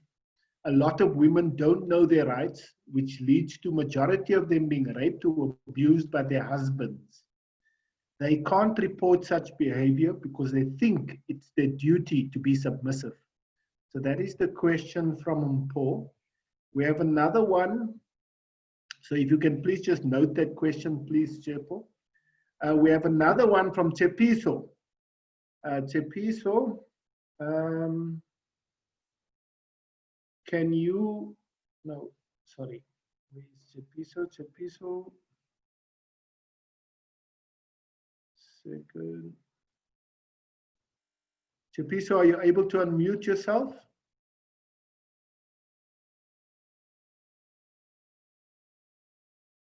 Tshepiso, are you able to unmute? No? Okay, I'll ask your question. So Tshepiso says, but how do we also deal with inequality within our organizations? Sexism and patriarchy. Issues within the coalition of how women are treated. Women's voices are silenced when we raise issues of bullying and sexual harassment in our movements. So that's the question from Tshepiso, as opposed to all the panelists. And then we have one from Lebogang. Lebogang, are you able to unmute yourself? Let's see. Lebogang, can you unmute yourself now?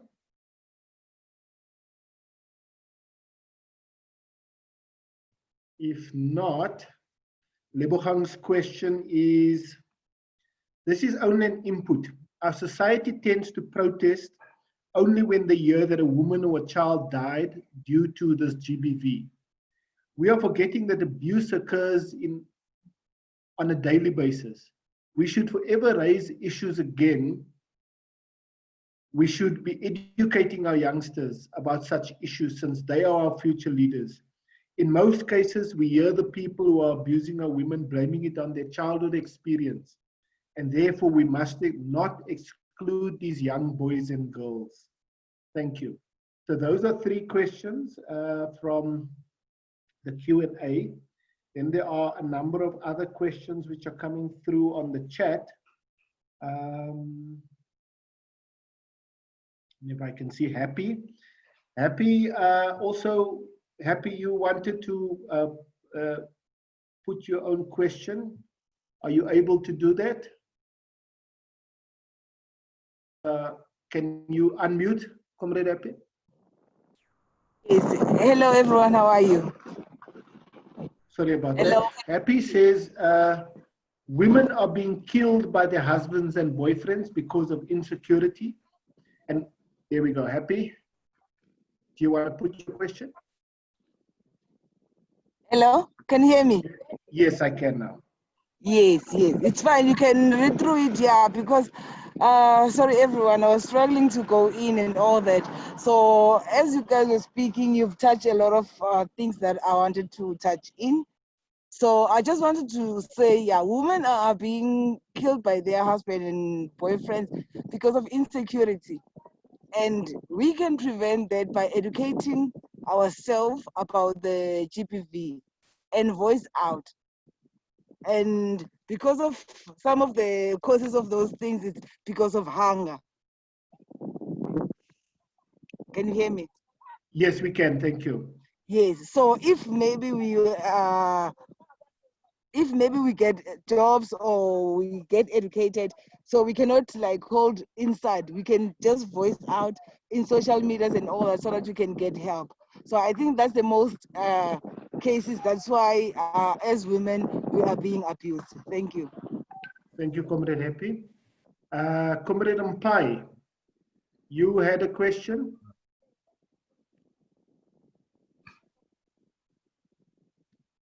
Can you unmute?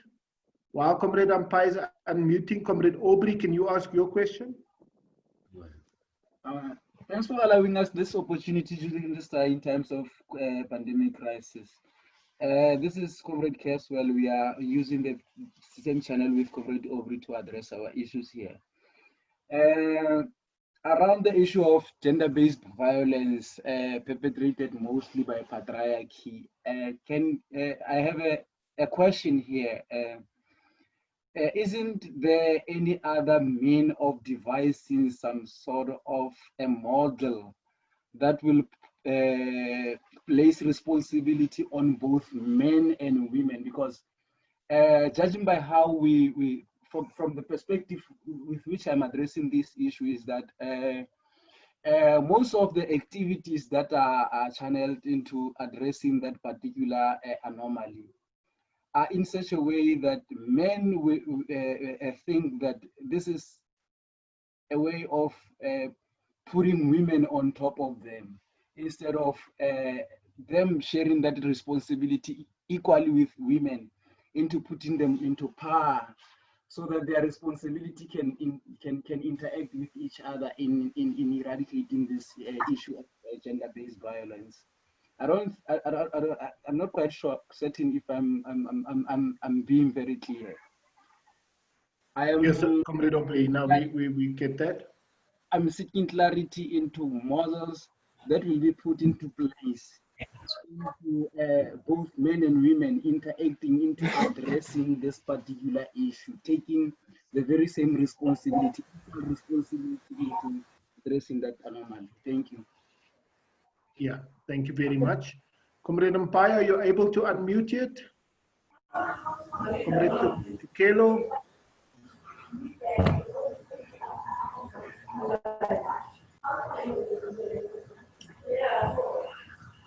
Sorry. Hello? Yes, can you go ahead?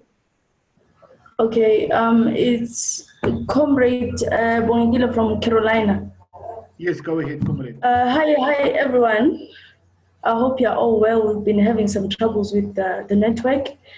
But then my question is more on balance, because we have the Constitution that protects us as humans, or rather as women, and then we have our culture that again oppresses our right as women. Take for example, looking at the right to our right to. Hello, can you hear me? Yes, we can. Comrade, go ahead. All right. Okay. Looking at chapter 2, the Constitution, chapter 2 as a whole, it gives us a right. It gives us a right to live freely in spaces, and then when we get to our culture, there are certain rules and regulations that oppresses women. Like, women are not supposed to do this, women are not supposed to do that. There's a lot. It's broad. I feel like our right in the Constitution oppresses our culture in a sense. I don't know if my question is clear enough, but I'm more of how do we find balance in there? Because you may find that I have a right to freedom of speech, you know, and then you get home, and my culture is like, you don't speak as a woman. You're not allowed to speak in this space. You're allowed to speak this far. How does how do I get to access my right? How far can I go with my right? How can I exercise my right? You know, I'm trying to mainly I'm on balance. Can you just help me be on balance? And also the issue of gay communities. As a woman, I have a right, just like other women. There's nothing mainly different about me. It's just my sexuality. But then it's my right of being. Understand? It's part of it's my right. And then when you get to tradition, and also in some spaces, even in the organization, we keep on emphasizing on the issue of women, how women should be protected in spaces, how women should be taken care of, the gender-based violence towards women. But we never talk about gender-based violence towards gay people. How should gay people be protected in a space? How should gay people be addressed in a space? Coming to think, bringing, let's say maybe, speaking of being addressed in the space, sexuality, and say, we have the lesbians, gays, and etc. But then as a woman, as a lesbian woman, I prefer to be called Mr. in the space, in the organization spaces. How am I protected in that? Because when you talk to me, you see a woman, but I prefer to be called a man. Yes. And then you say, hey, hi, Cici, you can go on and talk. You know, those kind of things. Can we also look at that? I feel like we've been on women, not to say we shouldn't talk about women. I understand that the rate of abuse is on women in most cases. But can we also look at the issue of queer communities in the space while we're addressing how can we accommodate women, the economic development of women, and the gender-based violence towards women. While we're addressing that, can we also look into being a woman, being a lesbian woman, or rather being a man, being a gay man in our spaces? Thank you. Yes, thank you very much. That's a good question.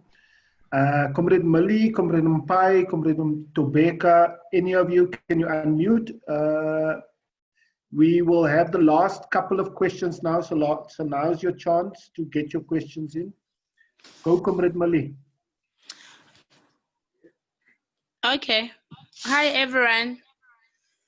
Okay, my question is, how do we help women who face this sexual harassment every day at their workspaces? Because at the moment, we have a case at one of the biggest companies that women from a subcontract are being sexually abused by supervisors from that big company. And their bosses are not doing anything. They feel helpless since they are afraid that if they take their grievances to the bigger company, they won't be handed a permanent contract.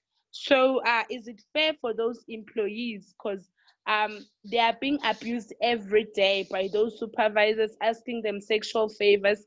And my concern is that why do men in higher position always feel like they have the power to ask women for sexual favors? Like, when is it that gonna end? Because it happened to each and every company. So that's my biggest concern. How do we fight that? How do we stop that from the men who abuses women at the workspaces? Thank you. Thank you. Thank you, Comrade Mali. So, comrades, we unfortunately have a bit of a time constraint. So I will just very briefly read the last couple of questions for the panelists to reflect on.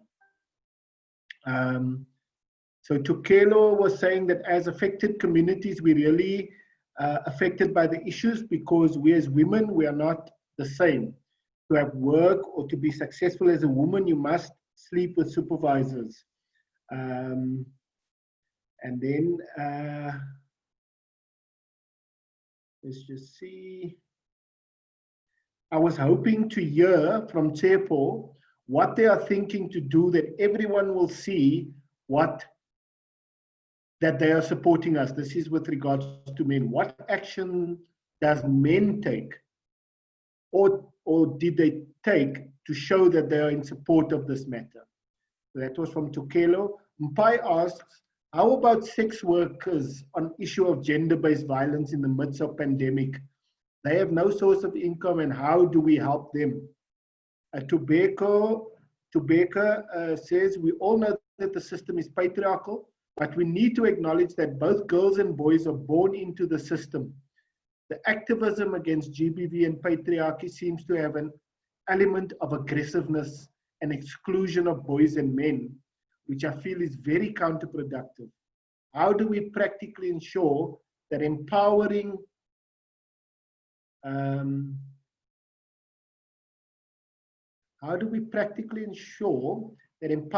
and unlearning is not limited to girls and women, but also includes men and boys?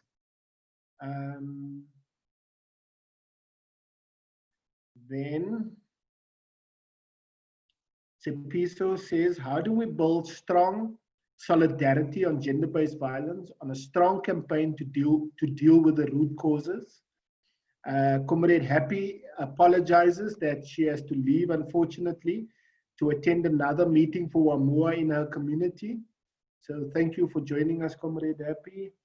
And Bongiwe, okay, that's fine. I think those are the main questions. There's more coming in here, unfortunately. Vonnie, can we ask you to ask your question very quickly? And then, Comrade Nonhlanhla, that will be the last question. And then we can move on to the panelists, I think. Vonnie, are you able to unmute? Yes, I am, Comrade Chris. I don't know, my connection's very... It's not very good. So Hello? we heard you. Yeah, okay. Please try and go ahead. Okay, so my question was saying that I believe that there's something integral to the workings of patriarchy, this idea of consent. Something that I found a huge problem with is that our children have not been instilled with the language to give adequate consent. And a huge part of this is because of cultural assumptions that the child cannot have a voice. This manifests in women not being able to give, to have agency to give consent or being vilified for doing so. How do we teach our children to practice consent with their elders and families without these adults finding this disrespectful? That was my question. Great. Thank you very much. Thank you. Thank you so much for the questions, and I would like now to give it to our panelists. If Comrade Tsepo can go in, because there's 2 questions posed to him, and then the other speakers will follow. Yeah, thank you, Comrade Tsepo. Thank you. The question of what men should do, I think I touched on that. It involves self-introspection, which leads to acceptance of your complicity. It involves listening. You know, that means, you know, stepping aside and learning from others, not expecting them to do that labor for you, but teaching yourself. But it also means being a traitor to your own gender. So that's you know, how far I can go about what men should do. I'm very cautious and wary of the concept of allies, being allies, because it can involve the notion that you are just passive. You just stand on the side and you learn and you retweet stuff. But how do we move from being an ally to being in solidarity without centering yourself? being in solidarity without centering yourself as a man of a certain class. That's very, very key. What has been important for me when it comes to the second question about solidarity is understanding that my organization operates within an ecosystem. You know, as an organization, we are an ecosystem ourselves in different programs, and I have to manage that. But also understanding that as an organization, we operate in an ecosystem, one, with other public interest litigation organizations. How do we share resources? How do we not compete? How do we, you know, fight this struggle together? It means being in solidarity with social movements. And for us, under COVID, it has made, you know, it has meant that I took a decision that I'm not gonna come to donors and ask for any money. That any money that comes from donors must go to social movements. The idea that as NGO, I must now come up with a COVID-specific response so that I can get quick money is really unfair. We do work on COVID stuff, a lot of stuff, on shelters, on evictions, on GBV, on mining committees, on parcels, on police brutality, a lot of work on COVID. But we can do that with the existing funding. The idea that now we should go to donors and take money, that money must go to social movements. That's what it means to be in solidarity with social movements. But for me also, it has meant thinking about being in solidarity with state officials. How do we understand that there are champions within the state? How do we enter into a critical partnership with the state, helping them to combat COVID, but also holding them accountable for violations of the Constitution? The old idea that civil society is good and the state is evil and we must always fight is a bit, yeah, I mean, there's a long history to it, but it's a mistake. It's a mistake. Hold the state accountable, but be in critical partnership with it. That means that on a daily basis, I talk to state officials, we fight, we convince each other, they change stuff. I don't put it on our Facebook, I don't put it on our Twitter, but things happen. So that's what it means to be in solidarity. The last question about intimate violence. You know, and this is a key question to those of us of a Marxist persuasion or neo-Marxist or even decolonialist. We tend to talk about GBV from a systemic perspective, to talk about structure of capitalism, to talk about structure of coloniality. Of course, we must do that, but let's not do that as an excuse not to attend to interpersonal violence. And the comrade is right. What we have been doing at my organization at CARS is to do workshops where we talk about the notion of rape within marriage. You know, it was only in the 1990s that rape within marriage was considered rape. But most people still don't understand that. They think if you paid lobola, she belongs to you and she can't say no to sex at all. So how do we, you know, talk about that? But also, you know, at CARS, we're involved with 2 cases where we've combined 2 cases to attend to 2 things. One is to change the law around victims' rights when it comes to docket, that victims have the right to see the docket. Now we are doing this because we've got clients where the docket was either missing, was either bought, and in terms of the law, they can't even see the docket. So this case seeks to change that. Another case that we are doing as far as intimate violence is a case around the threshold for prosecutors to say no to prosecuting.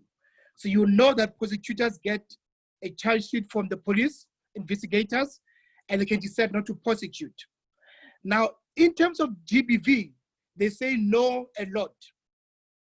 So how do we come up with a threshold for to decline prosecution. So that's another case. And it's interesting that, most donors love our work on, mining affiliate communities, on business and human rights, but the gender work is not funded.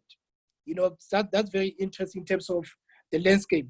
The last thing that I want to mention is what the comrade mentioned about, queer rights or the rights of gays and lesbians within our organizations or within the GBV space. It is true that, number one, when we talk about GBV, we often don't talk about violence within gay and lesbian and queer and non-conforming people's relationships. It is true that when we talk about women's rights, we forget about the LGBTQI+ communities. What we have done as an organization since this year is, number one, to ask everyone to identify their agenda. Donors always ask me, how many women are there in the organization, how many men? Now, how do I do that without misgendering? Ask people to identify themselves. Number two, in our signatures, people must say, what are their pronouns? Are they he, her, whatever? But number three, last year we organized a panel on social justice and LGBTQI rights, because we've realized that in the social justice space, we don't talk enough about these issues. So the comrade is right, we don't talk enough about issues of misgendering people. We don't talk enough about GBV in the context of, gay and lesbians relationships, but also that within our organizations, we don't only institutionalize sexism, we also institutionalize homophobia. Thank you. Thank you so much, Comrade Tsapo. Any one of the speakers who would like to go next?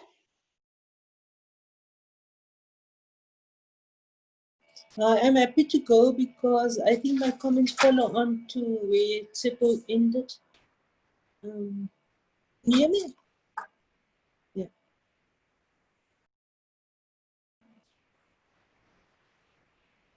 I don't know. Can you hear me?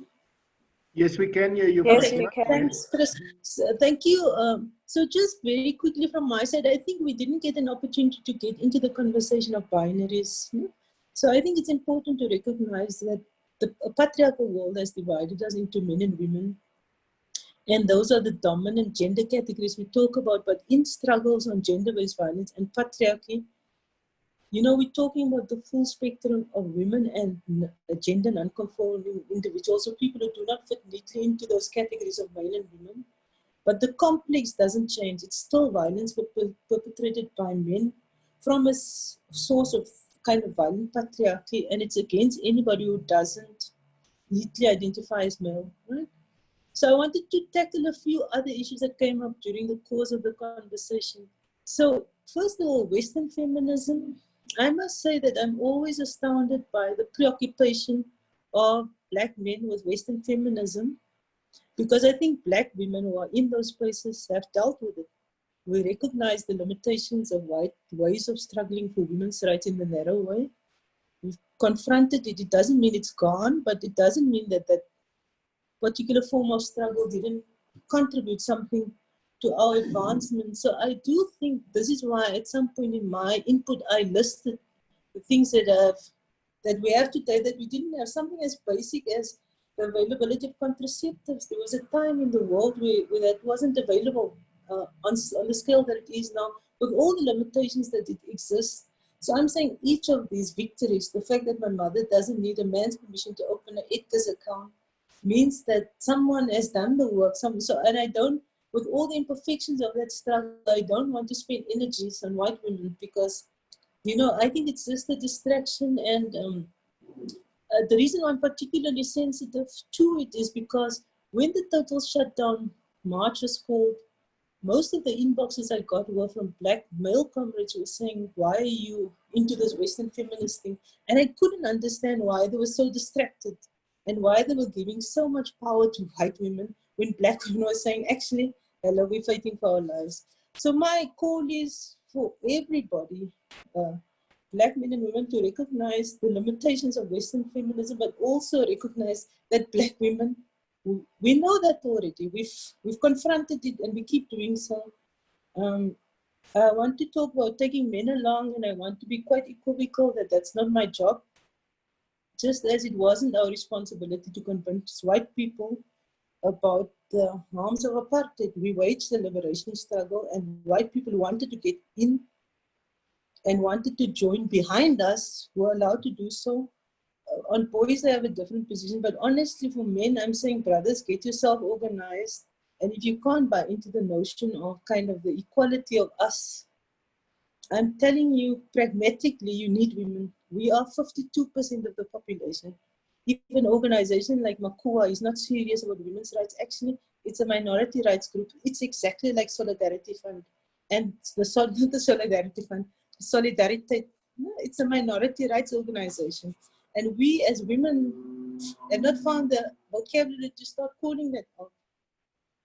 And so for me, I think part of what we need to start doing is to say organizations, NGOs and movements who claim to speak on behalf of everybody, but only represents men's interests or who are blind to the rights and the needs of women and gender non-conforming people must be called men's organizations. I don't know why. Only women get a gender, women's organizations get the gender label. 3 other quick points, I'll be very brief. The criminal justice system, completely agree with you, Nondomiso. That is what we need at the moment to keep us alive, to keep us safe. I'm just saying, upon reflection, as someone who's in that space, I think we are investing too much energy in that system saving us. The systems have not saved us yet. So I say yes, there's an obligation on government to give it the resources to make it work, but ultimately we know even if they make it work, if you go to the police station and that police officer is patriarchal and probably moves his wife, there's very little chance of that system working. So that work of value change is not going to come from the state, it's going to come from us pushing back. And so that does link to, I think it was Bongiwe's question about constitution versus culture. So I think it's important for us to remember that culture isn't static. Even in my lifetime, it has changed. I'm thinking about, I love to tell the story of my mother because it does show you that, 40 years ago when my mother became a women taxi driver, it was an outrage in my community. My father's brothers came to our house and said how problematic this was. My father wasn't happy, but now 40 years later, it's not the norm yet. But there are more women I see on the road, and I realize it does take those women to break into it. And it's a very uncomfortable space, but we've got to go there. So all cultural norms, all cultural practices, for myself, in my religious tradition, women were not present at the wedding ceremony. That has started to change, and it took 1 or 2 courageous women to say, actually, I'm not getting married without being there myself. I'm not sending my father to represent me. The very last point I want to make is about civil society and the state of the sector. And I really want to go on record that I'm not speaking as Right Foundation, I'm speaking as Fatima. So listen, there's a big crisis in the sector for all the reasons we've already talked about. But at the heart of the crisis is the fact that the sector is profoundly middle class, profoundly male dominated, and that the voices of the people for whom we speak to, claim to speak for, it doesn't live in the DNA of the sector, it isn't there. And if we look at NGOs, look practically at the budgets and see who is actually spending a cent on organizing, building movements in the areas that they're working in. Look at all the mining rights organizations and ask who's got their feet on the ground, not to advance their human rights workshops or some EU contract, but who actually has gone to a social movement and ask, what is it that you need? How do you enroll the NGO in the struggle of communities? And a big part of our limitation kind of in advancement in the post-apartheid era is because government doesn't take us seriously, and I wouldn't either, because we've got no base, there's no threat to us. The most dramatic thing we can do is go to court, and increasingly if government chooses not to ignore court order, we have to spend more money to go back again. So that avenue does have its limitation, and I'm not discrediting that as but I do think part of what we need to do is in the sector, in the social justice sector, to stop dealing with these things pieces at a time as they arise, as the sexual harassment crisis hits. as these racist incidents, to actually take stock of the DNA of the sector and to say, before we start fighting for a stimulus package that will reproduce the sector with all its fault lines, let's identify how do we also use the COVID moment to disrupt what hasn't worked for a long time. You know, so I think we must also be honest about the amount of money that has gone into the sector, despite all the financial troubles. It's been significant influxes of billions in 27 years. And I suspect if we added up all that money, we actually could have given money directly to poor communities and maybe would have been in a different place right now. So my plea is for us as a sector to do that hard work. I almost think, I don't know if TRC is the right word, but it has to be an historical understanding of how we got to where we are, what these fault lines are, and what we need to do to disrupt it. Beyond the policies of sexual harassment and all of that, there are deeper structural fault lines. And as the sector, we spend all our energies making sense of how mining works, how gender-based violence works, but we fail to turn that critical lens on ourselves because it's so uncomfortable, because it does mean that some of us might not have jobs. It does have that level of implication, but I think we have to take ourselves to that discomfort. From my side, thank you very much. I'll end there. Thank you very much, Fatima. And I would like to thank everyone who joined in and everyone who asked a question, and thank you to our speakers for answering the questions. And if Nomonde, can you also go in if she is still there? And also that Nondumiso had to go, so she will not be joining us up until the end of the session. So Nomonde.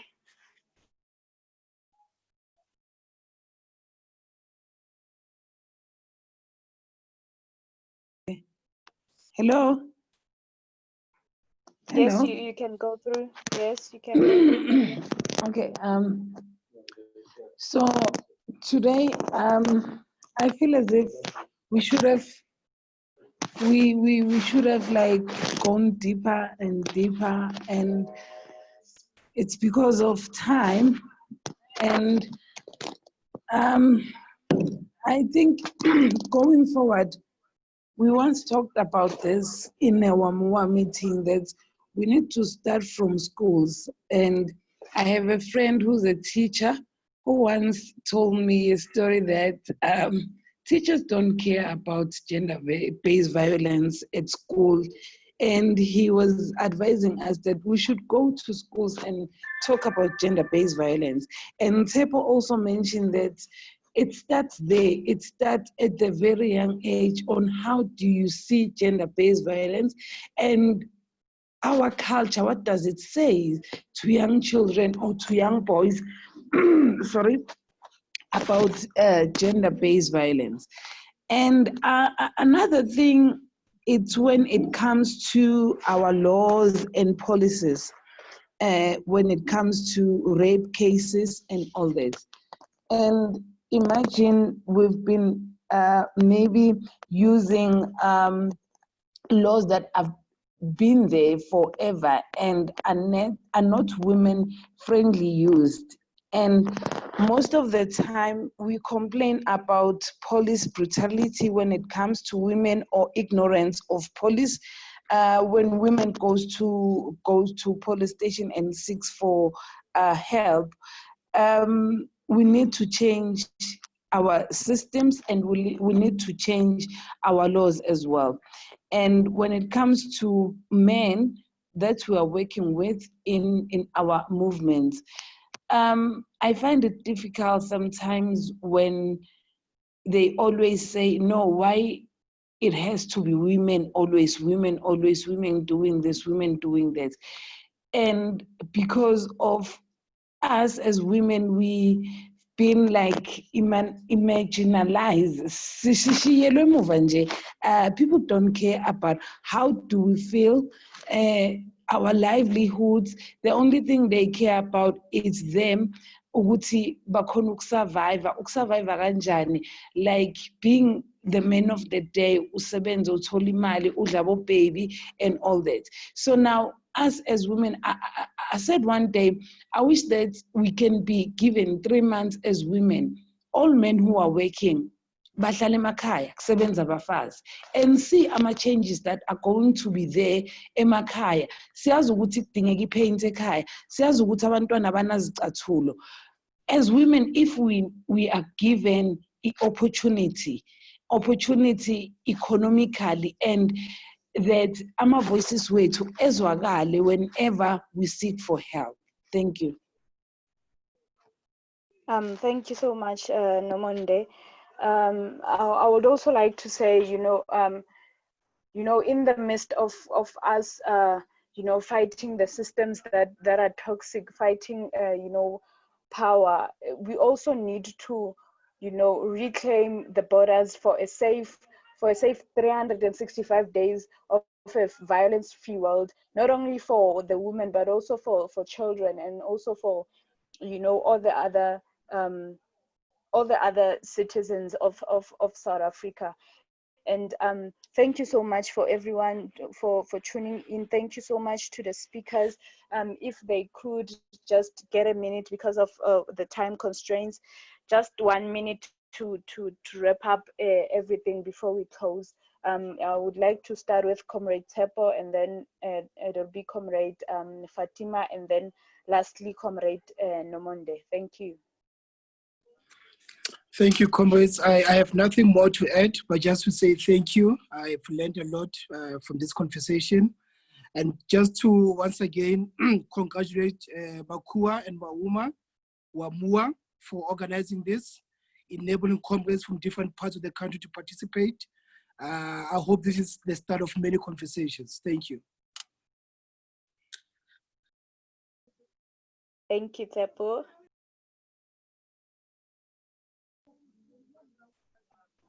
Comrade Fatima.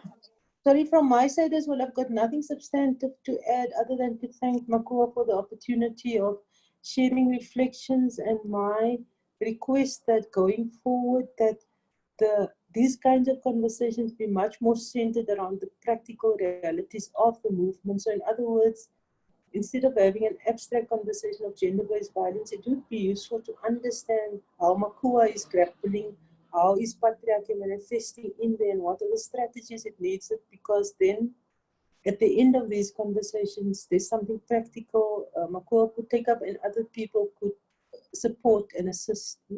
But thank you for the opportunity, and really well done on convening this webinar. Thank you. Thank you, Comrade Fatima. Can we have Comrade Nomonde? Yeah, my last words will be, I wish that each and every man can become a feminist. And I was impressed by Comrade Tsepo, uma ati every day kumele azihlukanise yena.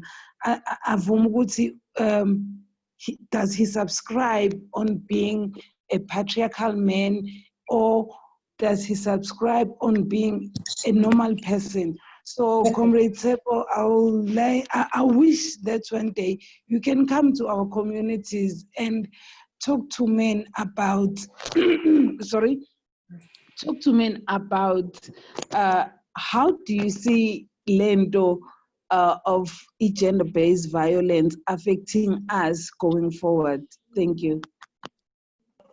Thank you so much. Thank you to the speakers. And I would like also to add one last thing, that I wish this space would not only continue as, conversations only, but we also need to come up with strategies and tangible, outcomes in terms of how do we deal with this power relations, how do we deal with gender-based violence and the toxic ways that exist within our communities and our societies. And thank you so much. It was a privilege to hold this meeting with all of you, all the speakers and all the people that tuned in.